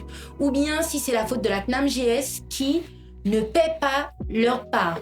Ou si c'est la faute de, je ne sais pas, mais notre humanité voudrait qu'une personne soit en train de passer par une situation comme celle-là. Et on la facilite d'abord. Que vous la respectiez, en fait. Rien que le fait que, écoute, respectez au moins sa douleur. Considérez au moins ça. Mais non, vous la faites attendre, vous la faites asseoir et on ne va même pas parler des conditions dans lesquelles on nous reçoit, quand on va même pour l'accouchement. Des conditions dans lesquelles on nous reçoit quand, je sais pas moi, quand tu vas à l'hôpital et que tu ne sais pas que tu es enceinte, la manière dont on te parle, comme si tu étais, je sais pas moi, tu te rends compte quand... Tu es enceinte, machin, mais... Frère, je peux ne pas savoir parce que vous-même qui êtes les gens du corps médical, vous savez que tu peux être enceinte ou tu peux avoir un retard ou tu peux être enceinte et avoir tes règles. Et on sait tout en tant que femme que c'est l'un des principaux indicateurs. Parce que le corps ne va pas changer dans l'immédiat, les habitudes ne vont pas changer dans l'immédiat, mais toi on te reproche d'être venue, tu es enceinte, machin, ou bien je sais pas. Aujourd'hui, on a les applications. Je n'ai pas envie de bifurquer. Aujourd'hui, on a des applications qui nous envoient des notifications, certes, mais à une époque, c'était pas forcément le cas. Oui. Et quand tu es en couple avec quelqu'un avec qui je sais pas moi, tu n'as pas des ébats durant tes périodes dangereuses, tu peux ne pas surveiller le calendrier. Et puis, tu te retrouves enceinte. Et quand tu vas à l'hôpital, que tu ne sais pas que tu l'es, on te parle comme à une demeurée. Comme à une inconsciente ou je sais pas. Et tu ne connais pas mon histoire, maman. Tu ne connais pas mon histoire, tu sais pas ce que j'ai vécu, tu ne sais pas ce qui fait que je ne sache pas qu'il y a quelque chose qui est en train d'évoluer dans mon corps. Mais la manière dont tu me parles, c'est pour me faire culpabiliser. Pose-moi les questions. Est-ce que tu savais, mais qu'est-ce qui fait que tu ne savais pas? Parce qu'en même temps, vous faites la déontologie à l'école, normalement. Ouais. Et la déontologie, il y a un peu de psychologie, il y a un peu de technique, d'approche client, parce qu'on est vos clients. D'éthique professionnelle. D'éthique professionnelle, on paie pour venir chez vous, on ne dit pas gratuitement, même quand il y a des gens qui fuient les factures, on va vous payer à la fin. Donc traitez-nous comme on est censé être le roi qui est dans le client est roi. Mais non. C'est beaucoup d'insensibilité. Peut-être que les habitudes, ils sont habitués, comme on disait tout à l'heure, ils sont habitués à voir les gens qui arrivent, qui partent, qui décèdent, qui viennent finalement pour pas grand-chose. Donc, en fait, ils sont insensibilisés maintenant, mais il y a quand même des gens où tu peux réellement voir la détresse dans les yeux, quoi, même quand tu n'es pas médecin. Tu vois que là, la personne, là, ça ne va pas. Mais toi, qui as été formé pour soigner, quand on est dans l'hôpital, on est plus ou moins à la responsabilité de tous les médecins de l'hôpital en question, normalement. Mais tout le monde passe là, on nous regarde. C'est là-haut, depuis qu'elle est là, elle saigne. Beau changer de que tu mets par terre là. Machin. Qui va nettoyer ça? Qui va nettoyer ça? Que tu vas nettoyer ça. Ma chérie, assieds-toi bien. Ça, c'est quoi? Donc, on a trop souffert. On a vraiment trop souffert, quoi. Du coup, l'après, pour terminer, l'après, c'était des épisodes psychotiques où j'entendais des voix. Oui. Ça, j'ai connu ça. En fait, ça, c'est carrément, tu déprimes et tu ne sais pas. J'ai eu des épisodes psychotiques où j'entendais des voix. Et quand j'entendais des voix, j'entendais ma mère, j'entendais mon petit copain, j'entendais mon père, j'entendais mon entourage. Et puis, j'étais en train de m'accuser. En fait, c'est ton esprit qui te reprochait la situation. C'est toi qui les as tués. Tu sais pas que... Non. Et puis, j'entendais ça comme ça. Et puis, à un moment, je me suis dit, si je laisse les voix là rentrer dans ma tête, je suis mal barrée. C'est la folie directe. Je ne savais pas qu'une fausse couche pouvait créer des épisodes psychotiques aussi graves que d'entendre des voix qui t'accusent ou qui accusent. C'est-à-dire, ça finit de t'accuser, ça va accuser autre chose. Ça, je vivais comme ça pendant 3 jours. Et puis, je suis allée m'asseoir chez ma mère. J'ai dit à maman que depuis que je vis ça, j'entends des voix. J'entends des voix qui me parlent et qui me disent que c'est ma faute si le bébé est mort, si les bébés sont morts et tout. C'est là qu'elle me dit que, écoute, pleure. Elle me disait au début, ne pleure pas parce qu'un enfant qu'on n'a pas vu, on ne le pleure pas. Ça, là, je ne sais pas, ça sort d'où. Tu ne l'as pas vu, tu n'es pas censé le pleurer. Et si tu continues de le pleurer, tu vas empêcher que les autres arrivent. Ça, c'est vraiment... Mais les épisodes psychotiques, c'est le truc qui m'a tellement marqué. Et l'entourage. Il faut vraiment avoir un entourage sain dans ces moments-là. Des gens qui t'entourent, qui ne t'infantilisent pas. Qui t'aiment tout simplement. Des gens qui ne t'infantilisent pas. Ah oui, c'est vrai. Tu pleures trop. Oui. Ça, c'est quoi? C'est déjà fini, on s'est passé. Tu vas pleurer comme ça combien de temps? Tenez-moi la main, tenez-moi les cheveux. Dites-moi ça va aller, je sais pas, mais... c'est vrai. C'est vraiment ça. En fait, on n'a pas la culture de ça. Non. On n'a pas la culture de ça. Et... j'avais posé la question à un médecin qui m'avait dit non, mais c'est pas grave. Qu'à partir de quel moment on considère que c'est un être humain? À partir de quel moment? Je lui ai dit, pour tout vous dire, dès que j'ai fait pipi sur la languette, c'était mon enfant en fait. Oui. J'avais choisi un prénom, je voulais que ce soit un garçon. Encore nous pour partir au freestyle. Moi, on regarde les vêtements. On regarde les vêtements. On imagine la déco, etc. En fait, dès que tu vois les 2 barres roses, pour toi, c'est bien. Le projet est parti, en fait. Une fois, limite, tu en parles à ton partenaire, lui, il te ramène à l'ordre en te disant... Pose d'abord le cœur. Faut pas d'abord dire à ta mère. Ne dis pas d'abord à tes sœurs. On gère d'abord ça entre nous. Mais toi, tu as envie de crier au monde que je suis enceinte, j'ai un enfant qui arrive, etc. Tu vois un peu. Tu as envie de crier. C'est vrai. Mais avec tes expériences passées, tu te dis, calm down. Attends d'abord. Ne réagis pas trop vite. Ne réagis pas trop vite. Et moi, avec l'habitude, c'est comme ça que je me suis retrouvée. C'est encore positif. D'ici 2-3 mois, la même nouvelle va arriver. Parce que je ne sais pas si je l'ai dit au début, la grossesse, quand je perds le frère de Dimani, je l'appelle le frère de Dimani, il a un prénom, Zalan. Quand je perds le frère de Dimani, c'est le 8e bébé que je perds. En fait, les autres, avec le fait que j'ai eu Dimani, je me suis dit, laisse-les aller, Darlene. Voilà, sinon tu vas... C'est le moment. Voilà, c'est le moment en fait. Je me rappelle quand j'ai accouché, je vous assure, les filles, j'ai crié pendant peut-être 20 minutes. Maman, j'ai accouché. Maman, j'ai accouché. Maman, j'ai accouché. Et je me souviens qu'il y a une sage-femme qui disait « Oh, ça, c'est les gens à qui on a dit qu'ils n'auraient jamais d'enfants. » Et elle n'était pas là, elle me connaissait pas, mais elle avait mis le doigt, en fait. Et j'ai pas arrêté de crier « Maman, j'ai accouché. Maman, j'ai accouché. » Ma mère n'était pas dans la chambre. Elle était en bas, parce que j'ai accouché à Jeanne-et-Bourry et les salles d'accouchement sont en haut. Ma mère était en bas et je criais parce que j'avais besoin que les gens entendent.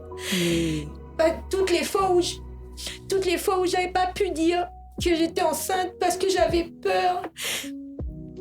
Parce que j'avais peur d'attirer le mauvais œil, parce que j'avais peur de devoir justifier le fait que j'ai encore perdu un bébé. Parce qu'il y a cette partie-là, tu vois, quand tu as dit à 2-3 personnes, tu es obligé de leur dire par la suite que Finalement, on a encore échoué, quoi. J'avais vraiment besoin que les gens entendent.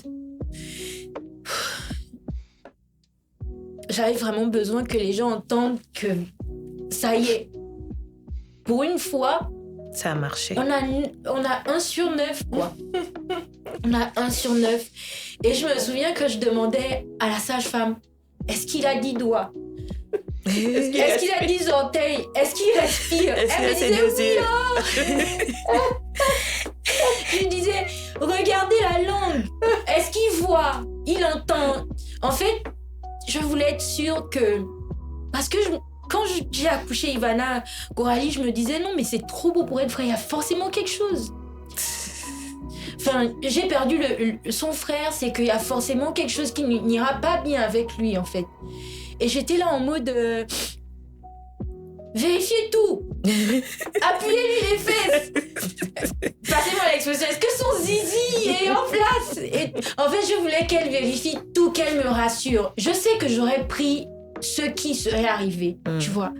Mais je voulais être sûre que c'était bien, que tout était en place. Et puis, ça a été une victoire. C'est une victoire tous les jours, même quand il est à la phase. Pourquoi? De tout. Pourquoi? Mais en fait, je ne regrette rien parce que je l'ai attendu pendant longtemps. Et vive le roi d'Imani. Je ne regrette rien parce que je l'ai attendu pendant longtemps. Et les cris que j'ai poussés pendant 20-25 minutes à ce jour-là, c'était vraiment parce que j'avais besoin que les gens entendent que voilà, là, j'ai eu l'enfant. Parce que j'ai caché la grossesse là jusqu'à 10 mois.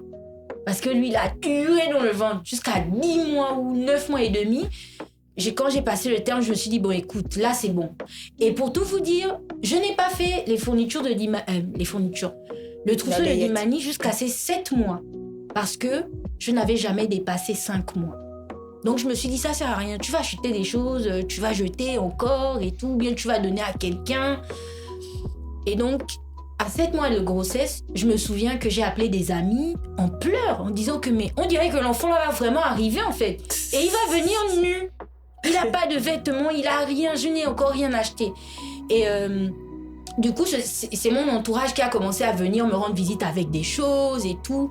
Mes amis qui m'ont dit non, tel jour je viens te prendre, on va au marché, et etc. Parce que moi, jusqu'à 7 mois, j'avais rien pour l'enfant. Parce que je me suis dit, je ne veux pas faire le projet encore, le mûrir autant que les autres, et pour rien en fait. Bref, j'ai avancé. Donc, comme on disait déjà, lorsqu'on perd un enfant, on ne perd pas seulement le fœtus, on perd le prénom, la chambre, les affaires qu'on a achetées. On fait quoi de tout ça en fait? On fait quoi de tout ça? Est-ce qu'on garde le prénom quelque part inscrit dans notre tête ou sur un matériel physique? Qu'est-ce qu'on fait de ce qu'on a acheté? Comment ça se passe en fait? Moi, dans mon cas... Ivana veut pleurer. Moi, dans mon cas... Seigneur. J'attendais tellement une fille. Et comme je suis croyante, pratiquante, je faisais le... Comment on appelle ça? Le rosaire. Le rosaire ou le... En tout cas, je faisais une activité en rapport avec la Sainte Vierge. Et pendant que je faisais mon activité, j'avais reçu le prénom Elisabeth. Elisabeth. J'ai reçu le prénom et je l'ai gardé. Comme un espoir, en fait. Et je vais la voir, ma petite reine. Je vais la voir et je vais la voir. J'étais convaincue que ça devait arriver. Pour les achats, je n'en avais pas vraiment fait. Mais ce prénom-là, c'était devenu comme un souffle. Je me disais toujours à chaque fois qu'elle va naître et puis je vais l'appeler Elisabeth. Je vais l'appeler Elisabeth. Et puis son grand-père même l'appelle comme ça. Elisabeth, Elisabeth, Elisabeth. Et c'est vraiment le petit fil auquel je me suis accrochée, le prénom.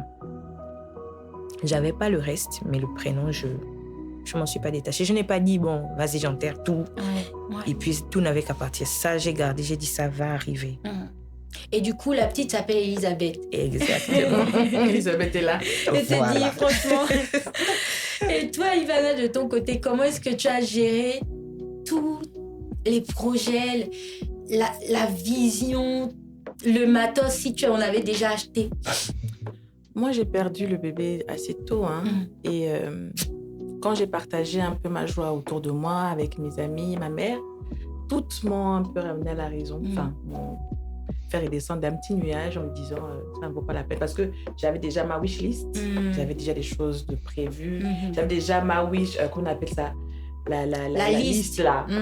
Sur Amazon, j'avais déjà le titre et tout. Et puis, tout me ramenait un peu à la raison. Du coup, c'était des petits save que je gardais. Quant au prénom, moi, j'ai toujours, comme je vous ai dit, que j'avais toujours mis dans ma tête que lorsque j'aurai 30 ans, j'aurai mon enfant.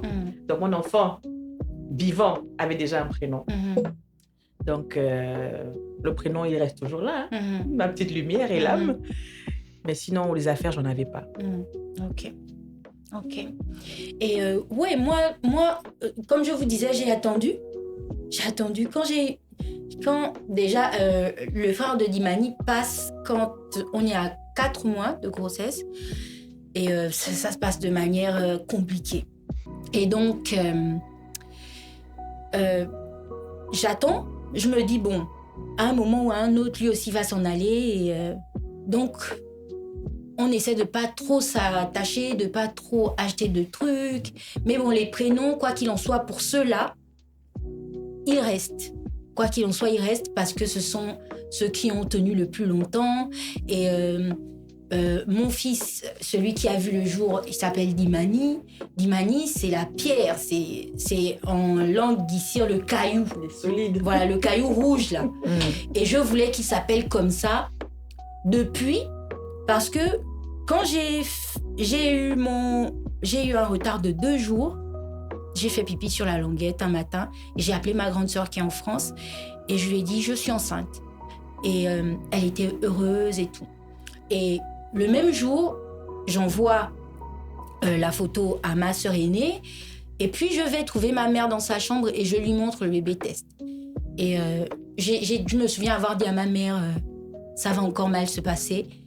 Et ma mère m'a dit non. Cette fois-ci, c'est la bonne. Et du coup, le fait... Peut-être que ma mère m'ait dit ça m'a permis de garder espoir, mais pour tout vous dire, pas tant que ça.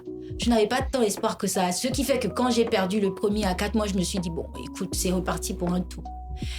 Et, mais bon, tout s'est bien passé finalement pour le reste du temps.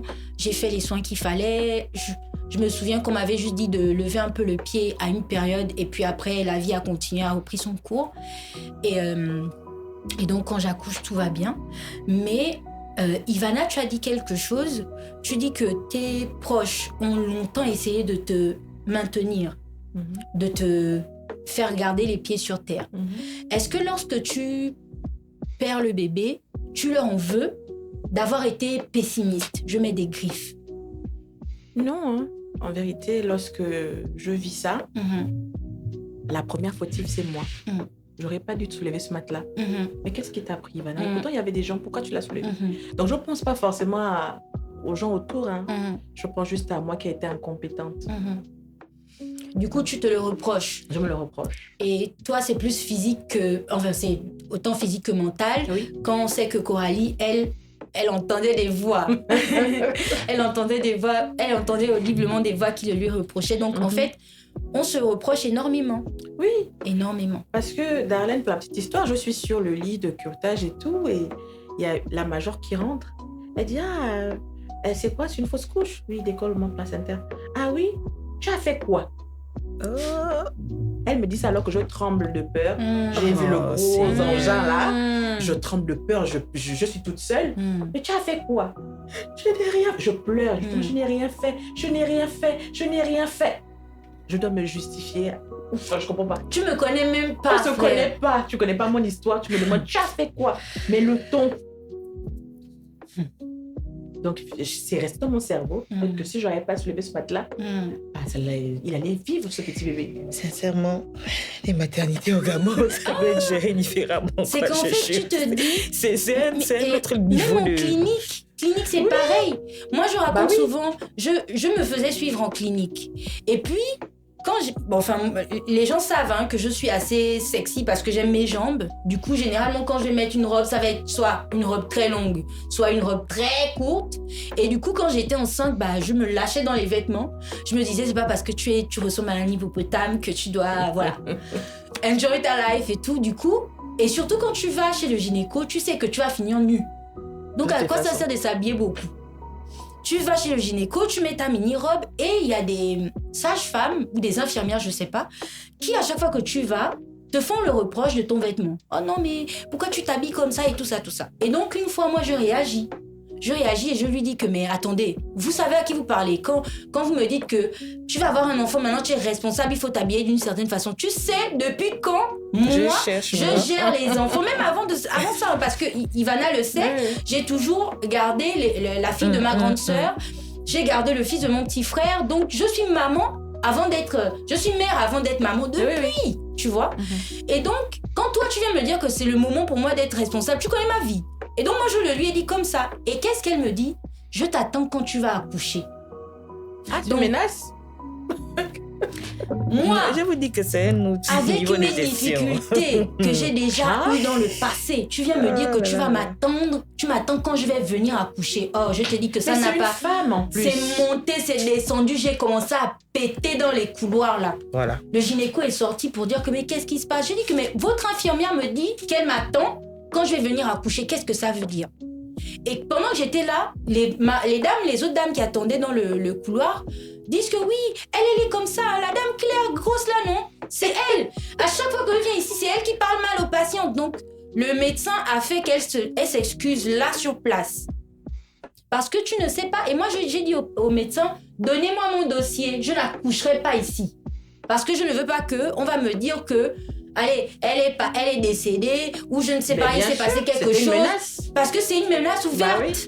Quand elle me dit qu'elle m'attend quand je vais venir accoucher, c'est pour dire quoi? Elle dit non, c'est parce que souvent quand vous venez, vous faites les bébés, le bébé et tout, machin. Donc, en fait, c'était une façon de dire que... Non. J'ai dit qu'il n'y a pas de façon de dire. Non, tu n'as pas le droit. Tu ne connais pas mon histoire, mon bébé. Donc, je suis désolée. Tu n'as pas à me dire que tu m'attends quand je vais accoucher parce que tu veux me faire un reproche sur mon vestimentaire. C'est toi qui paies mes habits. Vous allez prendre cher dans le podcast. On vous aime échanger. L'épisode là, vous allez prendre cher. En fait, c'est pas toi qui paies mes habits. Tu viens me dire que je n'ai qu'à m'habiller responsable. Tu connais ma responsabilité. À l'époque où j'étais enceinte, j'étais chef de service dans une entreprise. Je suis maman de 2 enfants depuis que j'ai 14 ans. Ma fille est née, j'avais 14 ans. Donc tu vas me parler de quoi en fait? Et puis elle était là, genre, le médecin lui a demandé de s'excuser. J'ai dit que même si elle s'est excusée, c'est trop tard. Rendez-moi mon dossier, je vais aller accoucher dans un hôpital où on comprend que je paie pour me faire respecter, pas pour qu'on vienne me regarder comment je suis habillée. Et elle me dit, oui, mais le jour elle m'avait fait le reproche, tu m'as manucure, les ongles sont comme ça, tu vas attraper le bébé comment? Mon bébé? Mon pauvre petit bébé. Mon bébé biologique. Je te dis qu'en fait, je m'étais déchaînée là. Et les dames là ont dit que oui. Fallait quelqu'un qui crie comme ça. Parce que depuis, nous on vient ici, c'est elle qui piaffe. Quand on lui parle, c'est elle qui toise les gens, c'est elle qui fait les reproches déplacés. Ma chérie, je suis venue chez toi pour que tu regardes. Non seulement je me rends vulnérable, tu regardes dans ma quéquette. Dans mon intimité. En fait. Et puis c'est toi qui vas encore me parler. C'est pas assez humiliant. Tu vas encore me rabaisser. Pourquoi? C'est de ma faute si tu n'es pas heureuse dans ta vie. En fait, le jour où j'ai fait tes enfants et tes maternités. J'ai dit que rendez-moi mon dossier, monsieur docteur. Rendez-moi mon dossier. On part. Donnez, je pars. Et puis, il était déjà à terme. Et dans mon esprit, pour tout vous dire, j'avais dit que j'allais accoucher à Jeanneburg. Non, ça tombait bien. En fait, j'ai dit que rendez-moi mon dossier, donnez-moi. Et dites-vous que je fais bien. Parce que eux, ils m'avaient dit non. Vous avez dépassé le terme. Si le 5, vous n'avez pas accouché, on vous déclenche. Donc, dans mon esprit, pour moi, le 5, on devait me déclencher. Et puis, on me dit qu'on va me déclencher. Je sais déjà que c'est peut-être problématique. Souvent, quand on déclenche, les gens s'affilient en césarienne. Donc, toi, tu vas me faire la C-section et puis tu me dis que tu m'attends quand je vais accoucher. Mon chéri, donne-moi mon dossier, je me casse d'ici. Et donc, finalement, le 5, j'ai une fausse alerte. Je vais à Jeanneburg, on me dit, rentrez chez vous, madame. J'ai dit que ça fait 10 mois que je suis enceinte. 10 mois plus les semaines d'amour. Dimani aussi, hein. Oh, moine. Elle m'a appelé Dimani, elle ne savait pas. Il était au fond de son lac là-bas posé. Je suis fatiguée. On m'a dit que rentre chez toi. Et c'est seulement une semaine plus tard que j'ai accouché. Tranquille. Donc, le corps médical au Gabon est complicated. La vérité. Non, mais sérieux. Hein? En tout cas, bon, quand même, quand il y a lui pour les très cher. Oui, moi, je bénis quand même le ciel parce que l'infirmière qui s'est occupée de moi, après le curetage, a été très douce et très patiente. Elle a vraiment été d'une douceur. Elle m'a dit, ça va, je sais que c'est difficile, c'est pas des choses auxquelles on s'attend, mais ça va aller. Oui, tu moi, es jeune, maman, tu es bien. jeune, ça va aller, et tout. Prends soin de toi, prends le temps, machin. C'est d'abord une femme, elle. Oui, je te dis. L'anesthésiste aussi m'avait aussi dit, madame, n'ayez pas peur. C'est un curetage, vous allez vous endormir. Ah, parce que toi, tu as eu l'anesthésie? Oui. Tu as accouché en césarienne. Elle parle de curetage, là. La fausse couche. Tu as eu l'anesthésie. Tu as eu l'anesthésie. Parce qu'on fait l'anesthésie. Oui, j'ai été anesthésiée. Il m'a dit, on va vous endormir. Ça va durer 20 à 25 minutes. Mais vous êtes méchant, si tu m'écoutes, papa. Toi et tes collègues, vous êtes des méchants. Il y a des médecins qui sont démoniaques. Il y a des médecins qui sont moi, on y démoniaques. allait comme ça. Hein. Ah non, ça dur. Comme ça. Et tu sens la douleur. Mais tu sens tout. Tu sens comment il s'accroche. Le détachement. Mon Dieu. Frère, tu sens comment on prend quelque chose dans ton ventre. Tu sens comment on le retourne. Tu vois le sang couler. Mais je pensais que j'allais mourir. En tout cas. Non, mais sérieusement. L'anesthésie. Moi-même, non, mais après tout ce que j'avais vécu, j'étais devenue bleue. Hein. Je m'étais déjà vidé carrément le mon sang avant même d'arriver à la table là-bas. Donc, c'était ça ou bien ils allaient soulever mon cadavre pour aller déposer un tchégué. Donc, maintenant, j'ai une question plus ou moins individuelle. Bon, c'est la même question, mais qui va changer un tout petit peu. Coralie, tu es maman. Comment est-ce qu'on fait pour élever un enfant après ce que tu as vécu? Comment est-ce qu'on arrive à aimer un enfant après en avoir perdu plusieurs? Est-ce qu'on aime plus? Est-ce qu'on le fait, on lui fait du love bombing? Est-ce que on a peur à tout moment de perdre le bébé, par exemple? Comment ça se passe avec Elisabeth au quotidien? Est-ce que tu connais le love bombing inversé? C'est-à-dire que si je ne voulais pas l'aimer, elle m'a donné toutes les bonnes raisons de la kiffer à fond. C'est carrément elle qui me fait du love bombing. Tous les jours de sa vie, depuis qu'elle s'est parlé, elle me rappelle que tu es ma meilleure mère. J'ai beaucoup de mères, mais toi, tu es la meilleure de toutes. Donc, le love bombing inversé. Je l'aime très fort et je lui rappelle tous les jours, mais elle me rappelle que l'aimer, c'est la plus belle mission que j'ai eue dans toute l'histoire de ma vie. Et tout à l'heure, là, on parlait de qui touche les cheveux de mon enfant va périr, non?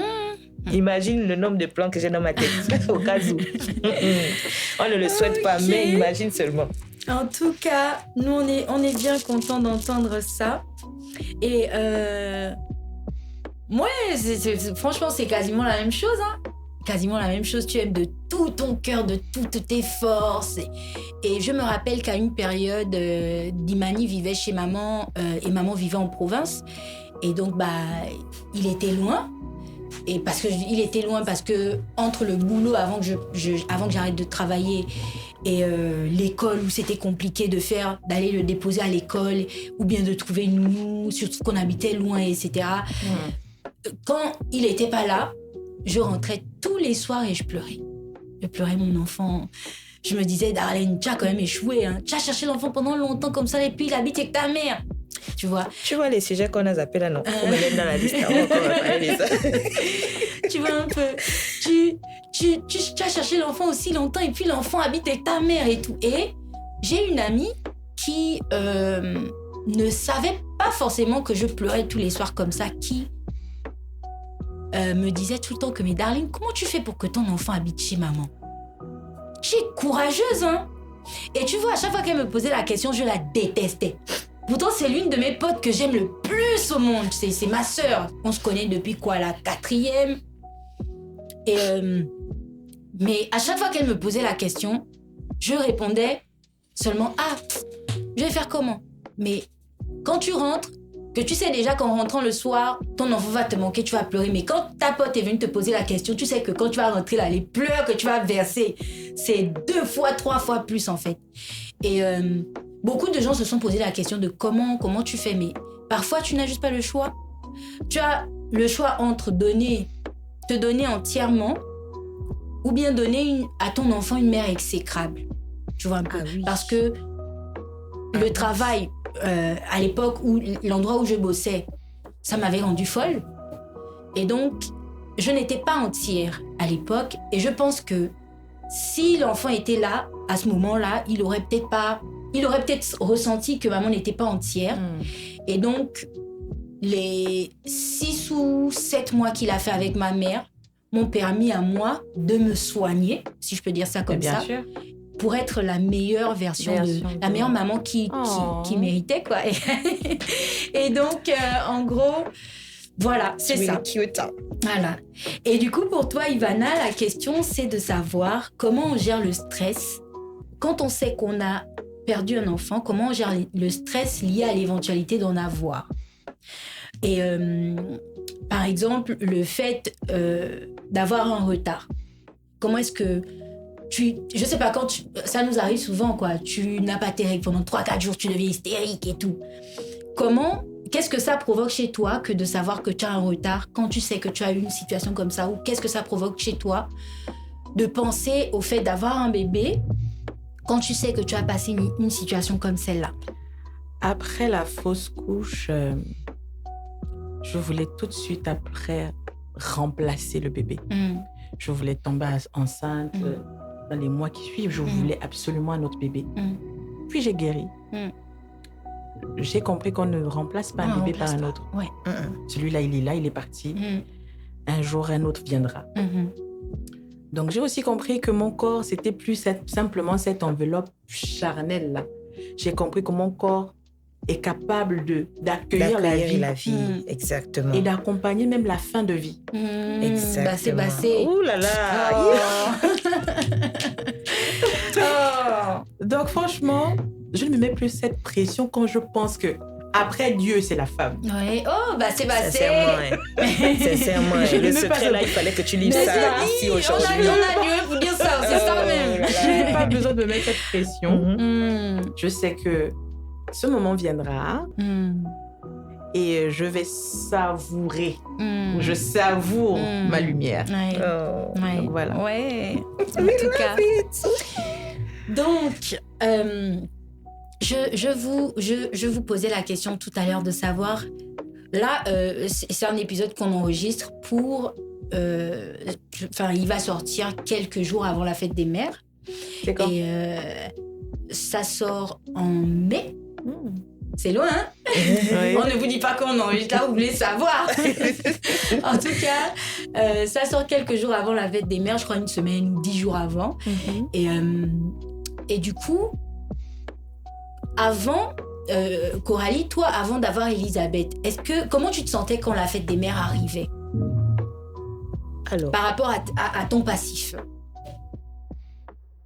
j'étais celle qui accompagnait toutes les mamans. Hein. Je l'ai toujours été. Moi, j'ai vécu cette perte-là comme un moment de recentrage aussi. Parce qu'une perte, ça vient avec de nombreuses leçons. Même si on ne le dit pas, ça vient avec de nombreuses leçons, une compréhension de la vie même qui est parfois... qui a évolué. Tu quittes de là, tu n'es plus la même personne. Et moi, je me suis dit, qui mieux qu'une mère pour célébrer une mère? J'ai perdu un bébé, ça ne fait pas de moi moins une mère qu'une maman qui a ses bébés. C'est vrai. Et donc, fête des mères, tout le monde en a eu pour son grade. Des messages, beaucoup d'amour, beaucoup de... Voilà. J'étais vraiment dans le partage de me dire, je vais vivre ce moment-là. Je n'ai pas peur parce que je sais déjà que mes entrailles peuvent crier. Même si cette fois-ci, ça n'a pas tenu. Mais mes entrailles peuvent crier. C'est déjà la preuve que je peux porter la vie. Donc. Ouais. Et toi, Ivana, comment est-ce que tu vis la fête des mères? Est-ce que tu te dis « I could have been » ou bien est-ce que tu te dis que les autres profitent et quand ça arrivera pour moi, ça sera bien aussi? Oui, pour le moment, pour les fêtes des mères, je célèbre ma mère. Parce qu'aujourd'hui, je comprends c'est quoi être une mère. Le sacrifice que ça représente. Exactement. Et comme je vous disais au début, je revois qu'on a vécu la même chose. Elle, encore dans le silence, elle avait de grands-enfants, elle avait de petits-enfants. Donc, je célèbre ma mère, tout simplement. Et puis, j'attends mon tour. Mais en même temps, je suis maman d'un chat. On va le manger. La maman de chat. Tu as compris, non? Esné, on va le manger. Mais la vérité, c'est que ce chat était ma thérapie, Darlène. Lorsque j'ai perdu le bébé, quelques mois après, j'ai pris un chaton. Et littéralement, je devenais folle. Je le prenais comme un bébé. Je lui donnais le biberon. J'étais vraiment au petit soin pour lui. Mais sans s'en rendre compte, il m'a aidé à aller mieux. Bon, dans on va son plus silence. te manger, Chai. Il ne faut pas le manger, mon bébé. On va plus te manger. En tout cas, pour ce qui me concerne, moi, la fête des mères, c'était souvent dur. C'était beaucoup de pleurs, beaucoup de larmes. Et écoute, tu as juste envie de rappeler aux autres, bien que tu les célèbres, tu as juste envie de rappeler aux autres qu'il y a aussi ta catégorie qui existe. Bien sûr. Tu vois un peu. Tu as envie de rappeler aux autres que moi, je n'ai... silencieux. Voilà, je suis désolée, mais moi aussi, je sais pas, j'ai été enceinte, même quand c'est jamais arrivé, jusqu'à vous, moi aussi j'ai été enceinte. Mais tu vas pas leur dire genre, écoutez, moi aussi, mais tu vas faire un post où tu vas dire, on n'oublie pas les mamans. Mais du coup, j'ai une question, Darlène. Est-ce qu'on est maman lorsqu'on entend le cri ou on est maman lorsqu'on a déjà eu une expérience dans son corps? Ivana, je disais tout à l'heure que moi, dès que j'ai fait pipi sur la languette, que j'ai vu du rose, pour moi, c'est je suis mère. Après, tu vois, il y a le fait d'être mère. Je vous disais aussi que je suis mère depuis mes neveux. Oui, bien sûr. J'ai Manassé, qui est la fille de ma grande sœur qu'on a eue quand j'avais 14 ans, que je garde depuis qu'elle a, je crois, 5 ou 6 ans. Aujourd'hui, elle a 17 ans. Donc, je me sentais déjà maman par elle. Et du coup, quand je vais faire un post Instagram le jour de la fête des mères, je vais dire « Bonne fête des mères aussi aux mamans. Bonne fête des mères aux mamans par comment on appelle comment on dit ça là? Aux mamans de substitution. Bonne fête des mères aux bonnes tatas, aux tatas qui sont des mamans et tout. Je pense à tout le monde. Je pense à tout le monde, surtout à moi-même. Et du coup, c'est beaucoup de pleurs, mais quand même, tu te dis, bon, écoute, même si tu n'as pas encore des enfants à toi, tu as quand même 2 personnes qui t'appellent déjà maman, quoi. Tu vois un peu. Et, mais en réalité, je n'ai pas envie de dire que c'est différent. Mais c'est différent. Mais c'est quand même différent. Oh my God, c'est tellement différent. C'est un autre mood.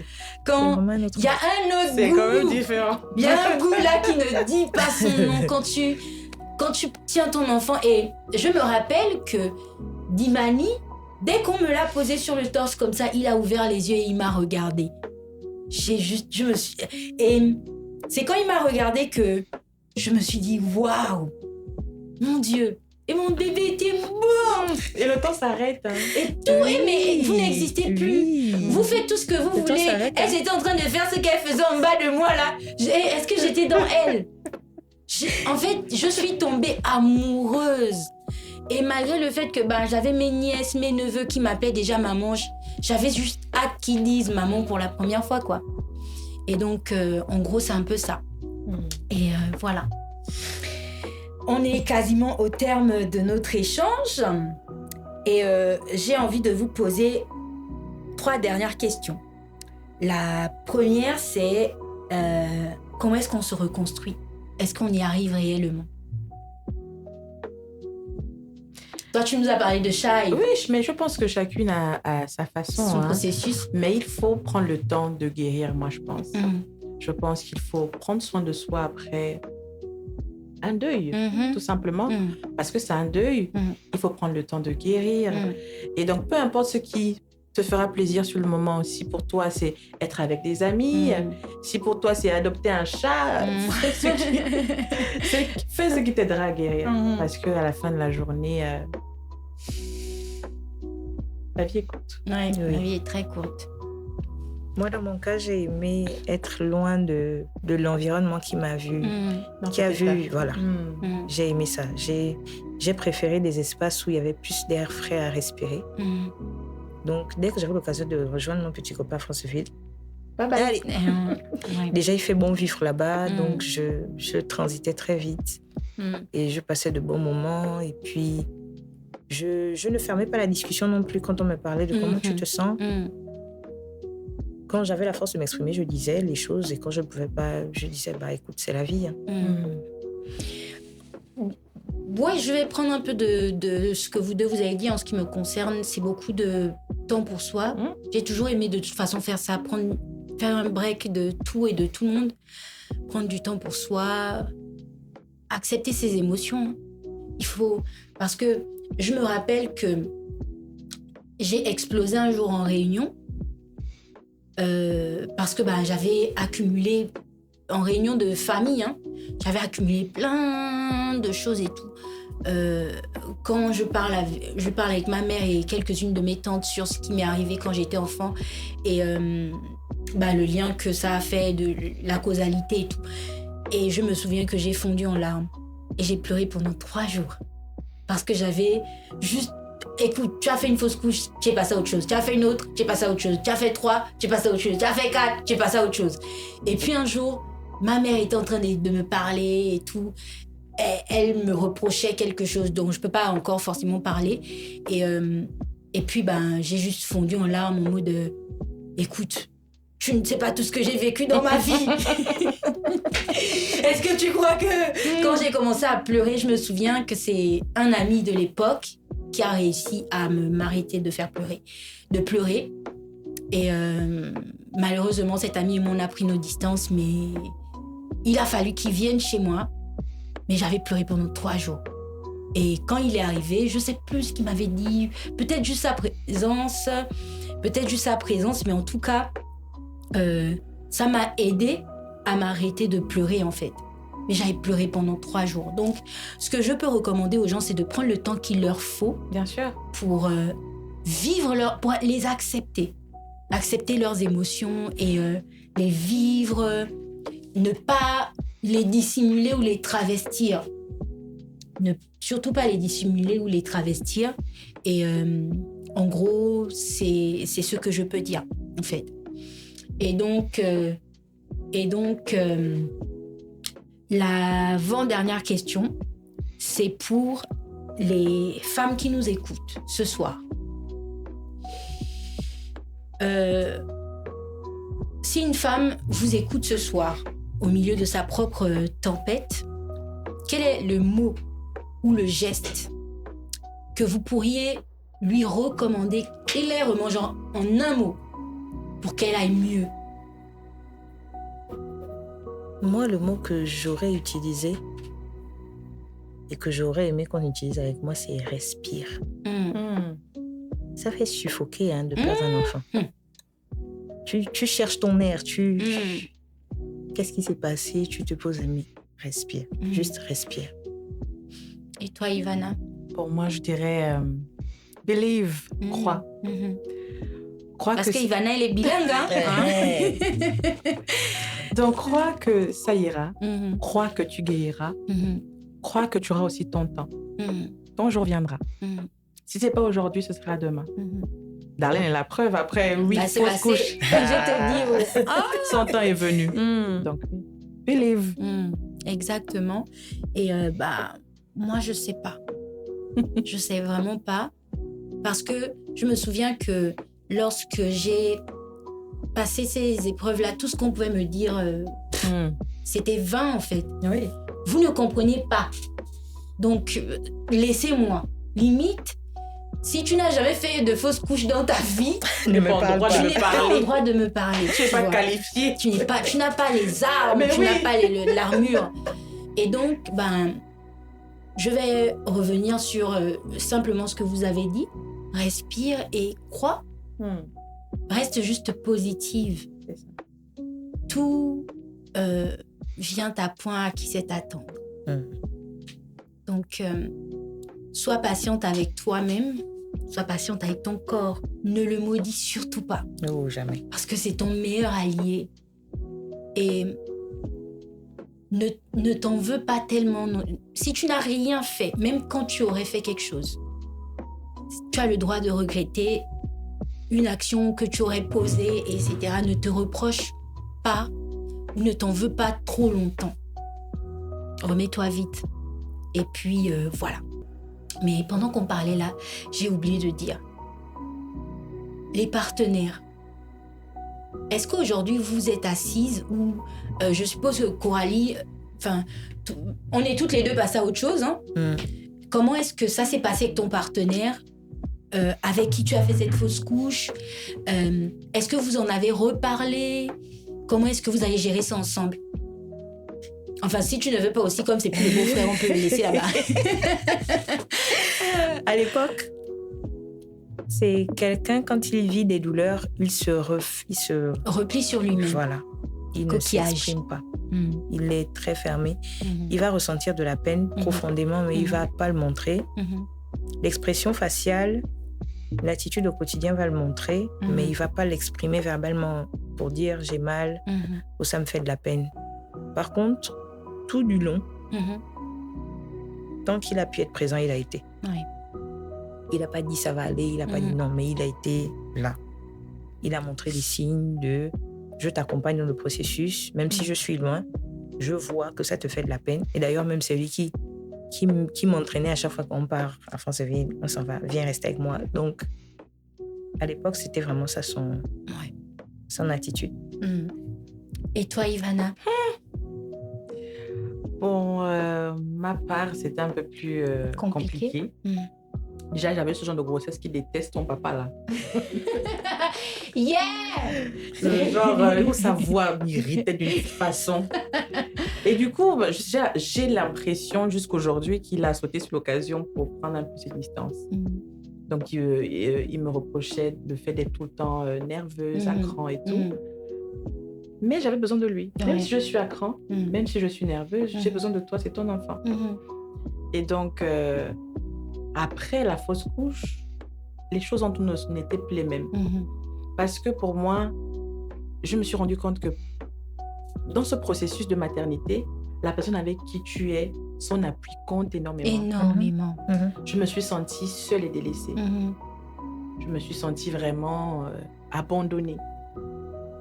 Lorsque, par exemple, on vit une situation où tu vois le sang qui coule, tu vois littéralement des morceaux de ton bébé, je ne sais même pas si c'est le bébé, dans les toilettes, et que tu lui en parles et qu'il ne sait pas quoi dire, peut-être parce qu'il est étonné, peut-être, je ne sais pas, mais je me suis sentie pas accompagnée du tout. Et même après ma fausse couche, je ne sais pas. Je me suis sentie seule. Ce qui fait qu'aujourd'hui, je pense que jusqu'à l'heure où je vous parle, je ne lui ai jamais pardonné ça. Et je n'ai pas pu passer à autre chose. Et c'est fini comme c'est fini. Ah, ok. En tout cas, moi, je vous ai dit que ma première fausse couche, j'ai beaucoup reproché à mon petit ami de l'époque. Ce qui fait que je lui en ai parlé que quand j'ai eu la deuxième, que quand j'étais en Afrique du Sud, j'avais eu un souci. Et puis, il était en mode, mais comment tu as fait pour ne pas me dire, en fait? Et moi, j'étais en colère. Mais en fait, je pense que les hommes ne comprennent pas. Parce que comme tu as dit quelque chose de très important tout à l'heure, qu'on a l'impression qu'eux, ils considèrent le bébé que quand ils l'ont dans les bras ou quand ils l'ont vu. Ils l'ont vu. Et donc, touché. Les échographies que nous, on va afficher, montrer, machin, ils s'en foutent. Tu as l'impression. Et donc, comme tu dis, hein, dans un processus comme celui-là, il faut vraiment que le partenaire soit impliqué. Et je pense que mon type avec qui j'ai eu le plus de fausses couches ne s'est senti concerné que sur l'avant-dernière. Parce qu'on était à l'hôpital ensemble quand le médecin lui a dit. Et enfin, quand le médecin nous a annoncé. Et donc, et même qu'il était en mode, pourquoi tu pleures? C'est pas grave, on va faire un autre bébé, mais voilà. Non. Et peut-être, tu vois, c'est que eux aussi ne sont pas éduqués. Est-ce qu'ils sont éduqués à savoir que même quand on n'a pas eu le bébé vivant, c'est quand même un bébé. C'est parce que tu vois la poitrine de ta meuf qui change. C'est positif pour toi, mais c'est bref, c'est une perte, tu vois. Le corps, les hormones doivent se réadapter. Bien sûr. Et donc, il faudrait peut-être que les hommes soient un peu plus au fait de cette situation. Et mais c'est vrai qu'on a beaucoup parlé sous l'angle mamange, parce que c'est nous qui avons subi la situation, mais peut-être que nos partenaires, et ça serait bien s'il y a un homme qui s'est retrouvé en couple avec une femme et à avoir perdu le bébé, qui est volontaire à l'idée de venir s'asseoir ici ça un va jour. durer 10 minutes le podcast là. En tout cas, on est ouvert. Ne laissez pas Ivana vous décourager. Il y a des hommes qui sont d'une vulnérabilité. Oui. En tout cas, voilà. Bon, maintenant, cette question-là, c'est la dernière. Vous ne l'avez pas reçue dans le questionnaire parce que je la pose. J'ai envie de prendre vos informations à l'état pur. Donc, c'est la nouvelle question rituelle de la saison. Parce que l'année dernière, la question rituelle, c'était l'âge. Et cette année, cette saison, la question rituelle, c'est si vous deviez laisser un message à Coralie de 42 ans et à Ivana de 31 ans de 41 ans pardon, et 42 ans to be, qu'est-ce que vous voudriez entendre de vous-même dans 10 ans? Pas forcément par rapport au thème, hein. Toute ta vie. Vous avez réfléchi. Mais Darlene, t'exagères. Hein? Non, mais là la phrase automatique qui me vient, c'est « Je suis tellement fière de toi ». Parce que j'ai un entourage assez sain. Et ce que j'aime avec mon entourage, c'est que pour la plupart, ce sont des petits frères, pour la plupart des aînés. C'est qu'ils reviennent toujours avec le même réflexe de langage. Est-ce que tu te rends compte que tu es une pépite, en fait? Ah, vraiment? Est-ce que tu te rends compte que tu n'as rien à envier à qui que ce soit, mais tu es toujours en train de te ranger dans un coin, on ne sait pas ce que tu cherches. Et moi, dans 10 ans, je veux pouvoir me regarder dans la glace et me dire tu l'as fait, ma chérie. On est fiers. De là où on est parti, en tout cas, on est très, très fiers de toi. C'est vraiment la phrase qui me vient à l'esprit. Ok, merci Coralie. En tout cas, moi aussi, je prends ça pour moi. Allez, Ivana. N'est-ce pas? Moi, la vie est dure, hein? La vie est compliquée. Et à chaque étape de ma vie, je me suis vue grandir. Je me rappelle la toute petite Ivana, vulnérable. Je vais encore loin. Je me rappelle de ce bébé dans le ventre de sa mère qui se faisait avorter. Mais qui a tenu bon. Et donc, je dirais à Ivana, la quarantenaire, que tu es arrivée. Tu as tenu bon. La même manière que tu as tenu bon dans le ventre de ta mère, tu continues à vivre. Oui. Tu vis. Tu n'existes pas seulement, mais tu vis. Donc, sois fière de toi. Ok. Et moi, je suis tout le temps obligée de conclure en me laissant un message par rapport au thème sur lequel on a échangé. Et donc, moi, ce que je dirais à Darlene de 42 ans au sujet du fait qu'elle ait perdu toutes ces grossesses-là, c'est que, comme a dit maman, ce qui ne t'a pas tuée t'a rendue résiliente. Et du coup, je suis convaincue que tu aurais fait une très bonne mère pour eux tous. Oh. Mais tu aurais été tellement pauvre avec 8 gosses que l'univers, même quand c'est tragique à dire, l'univers fait bien ses choses. Oui. L'univers sait exactement pourquoi tu n'as eu ton premier gosse qu'à 28 ans. Et je suis convaincue que tu as agrandi la famille et que même si tu n'as pas pu agrandir la famille, dis-toi bien que tu as beaucoup d'autres enfants à aimer. Tu as les enfants de tes amis, les enfants de tes sœurs et tout. Et je suis convaincue que tu leur donnes tout l'amour que tu aurais pu donner à tes vrais enfants. Oh. Et voilà, tu es une femme courageuse et je suis fière de la femme que tu es devenue. Et je termine encore dessus. Non. Ce qui ne t'a pas tué t'a rendu résiliente. Voilà. On aime cette phrase, on aime ça. En tout cas, on a terminé. Ivana, tu veux ajouter quelque chose? Oui. Dis-moi. Je veux tout simplement dire, Elam, mon bébé. Je t'ai attendu, je t'ai voulu, je sais que tu es déjà quelque part. J'espère qu'à 40 ans, tu auras déjà un petit frère, une petite sœur. Sachez que je vous ai attendu, je vous ai voulu et désiré. Et sachez que vous faites le bonheur de votre petite maman. Et au ciel, il y a un petit ange qui nous attendra certainement et on sera un jour ensemble. Bisous, bisous mes enfants. On vous embrasse. En tout cas, merci les filles. Bon, on a pleuré, mais pas tant que ça. Mais non, ça va. On est des grandes filles. Donc, en tout cas, c'est comme vous avez entendu ce soir, j'étais avec Coralie et Ivana. En fait, j'avais même oublié que ma copine aussi a une voix suave. Hein. Donc, quand je vous ai dit que Coralie a la voix douce là, j'aurais dû vous dire aussi que Ivana a la voix douce. Hein. En tout cas, je suis bien contente, les filles, de vous avoir eues. Merci beaucoup. Franchement, merci infiniment de vous être autant ouvertes. Je sais que vous avez beaucoup hésité, mais je suis convaincue que cet épisode va servir à énormément de femmes autour de nous. Et personnellement, ça m'a servi. Hein. On a fait une thérapie, même si on n'est pas psychologue. Ben oui. On a fait une grosse thérapie, même si on n'est pas psychologue. Et donc voilà. Merci beaucoup. Merci à toi. Merci Coralie, merci Ivana. Merci Madi. Et si jamais vous voulez repasser pour un autre thème, hein, on vient là. Vous connaissez à Londres. Donc en tout cas, merci à vous de nous avoir écoutés. Coralie tient un podcast. Bon, c'est un podcast de courtes vidéos d'encouragement qu'elle fait sortir. À quelle fréquence? Le lundi? Le lundi, le jeudi, le lundi, le mercredi et le vendredi. Ok. En tout cas, Coralie, vous pouvez la suivre sur Instagram, Facebook, TikTok, avec le pseudonyme le Cocooning, le podcast. Voilà. Cocooning, le podcast. Et Ivana, tu veux nous donner tes réseaux sociaux ou bien tu ne veux pas? Parce que toi, non. Donne tout, maman. On va tout prendre. Ivana Minkou est sur Instagram, TikTok, Facebook. Voilà. LinkedIn. En tout cas, n'hésitez pas à vous abonner pour continuer de suivre les femmes magnifiques que vous avez découvertes ce soir. Moi, je suis déjà abonnée sur mes copines.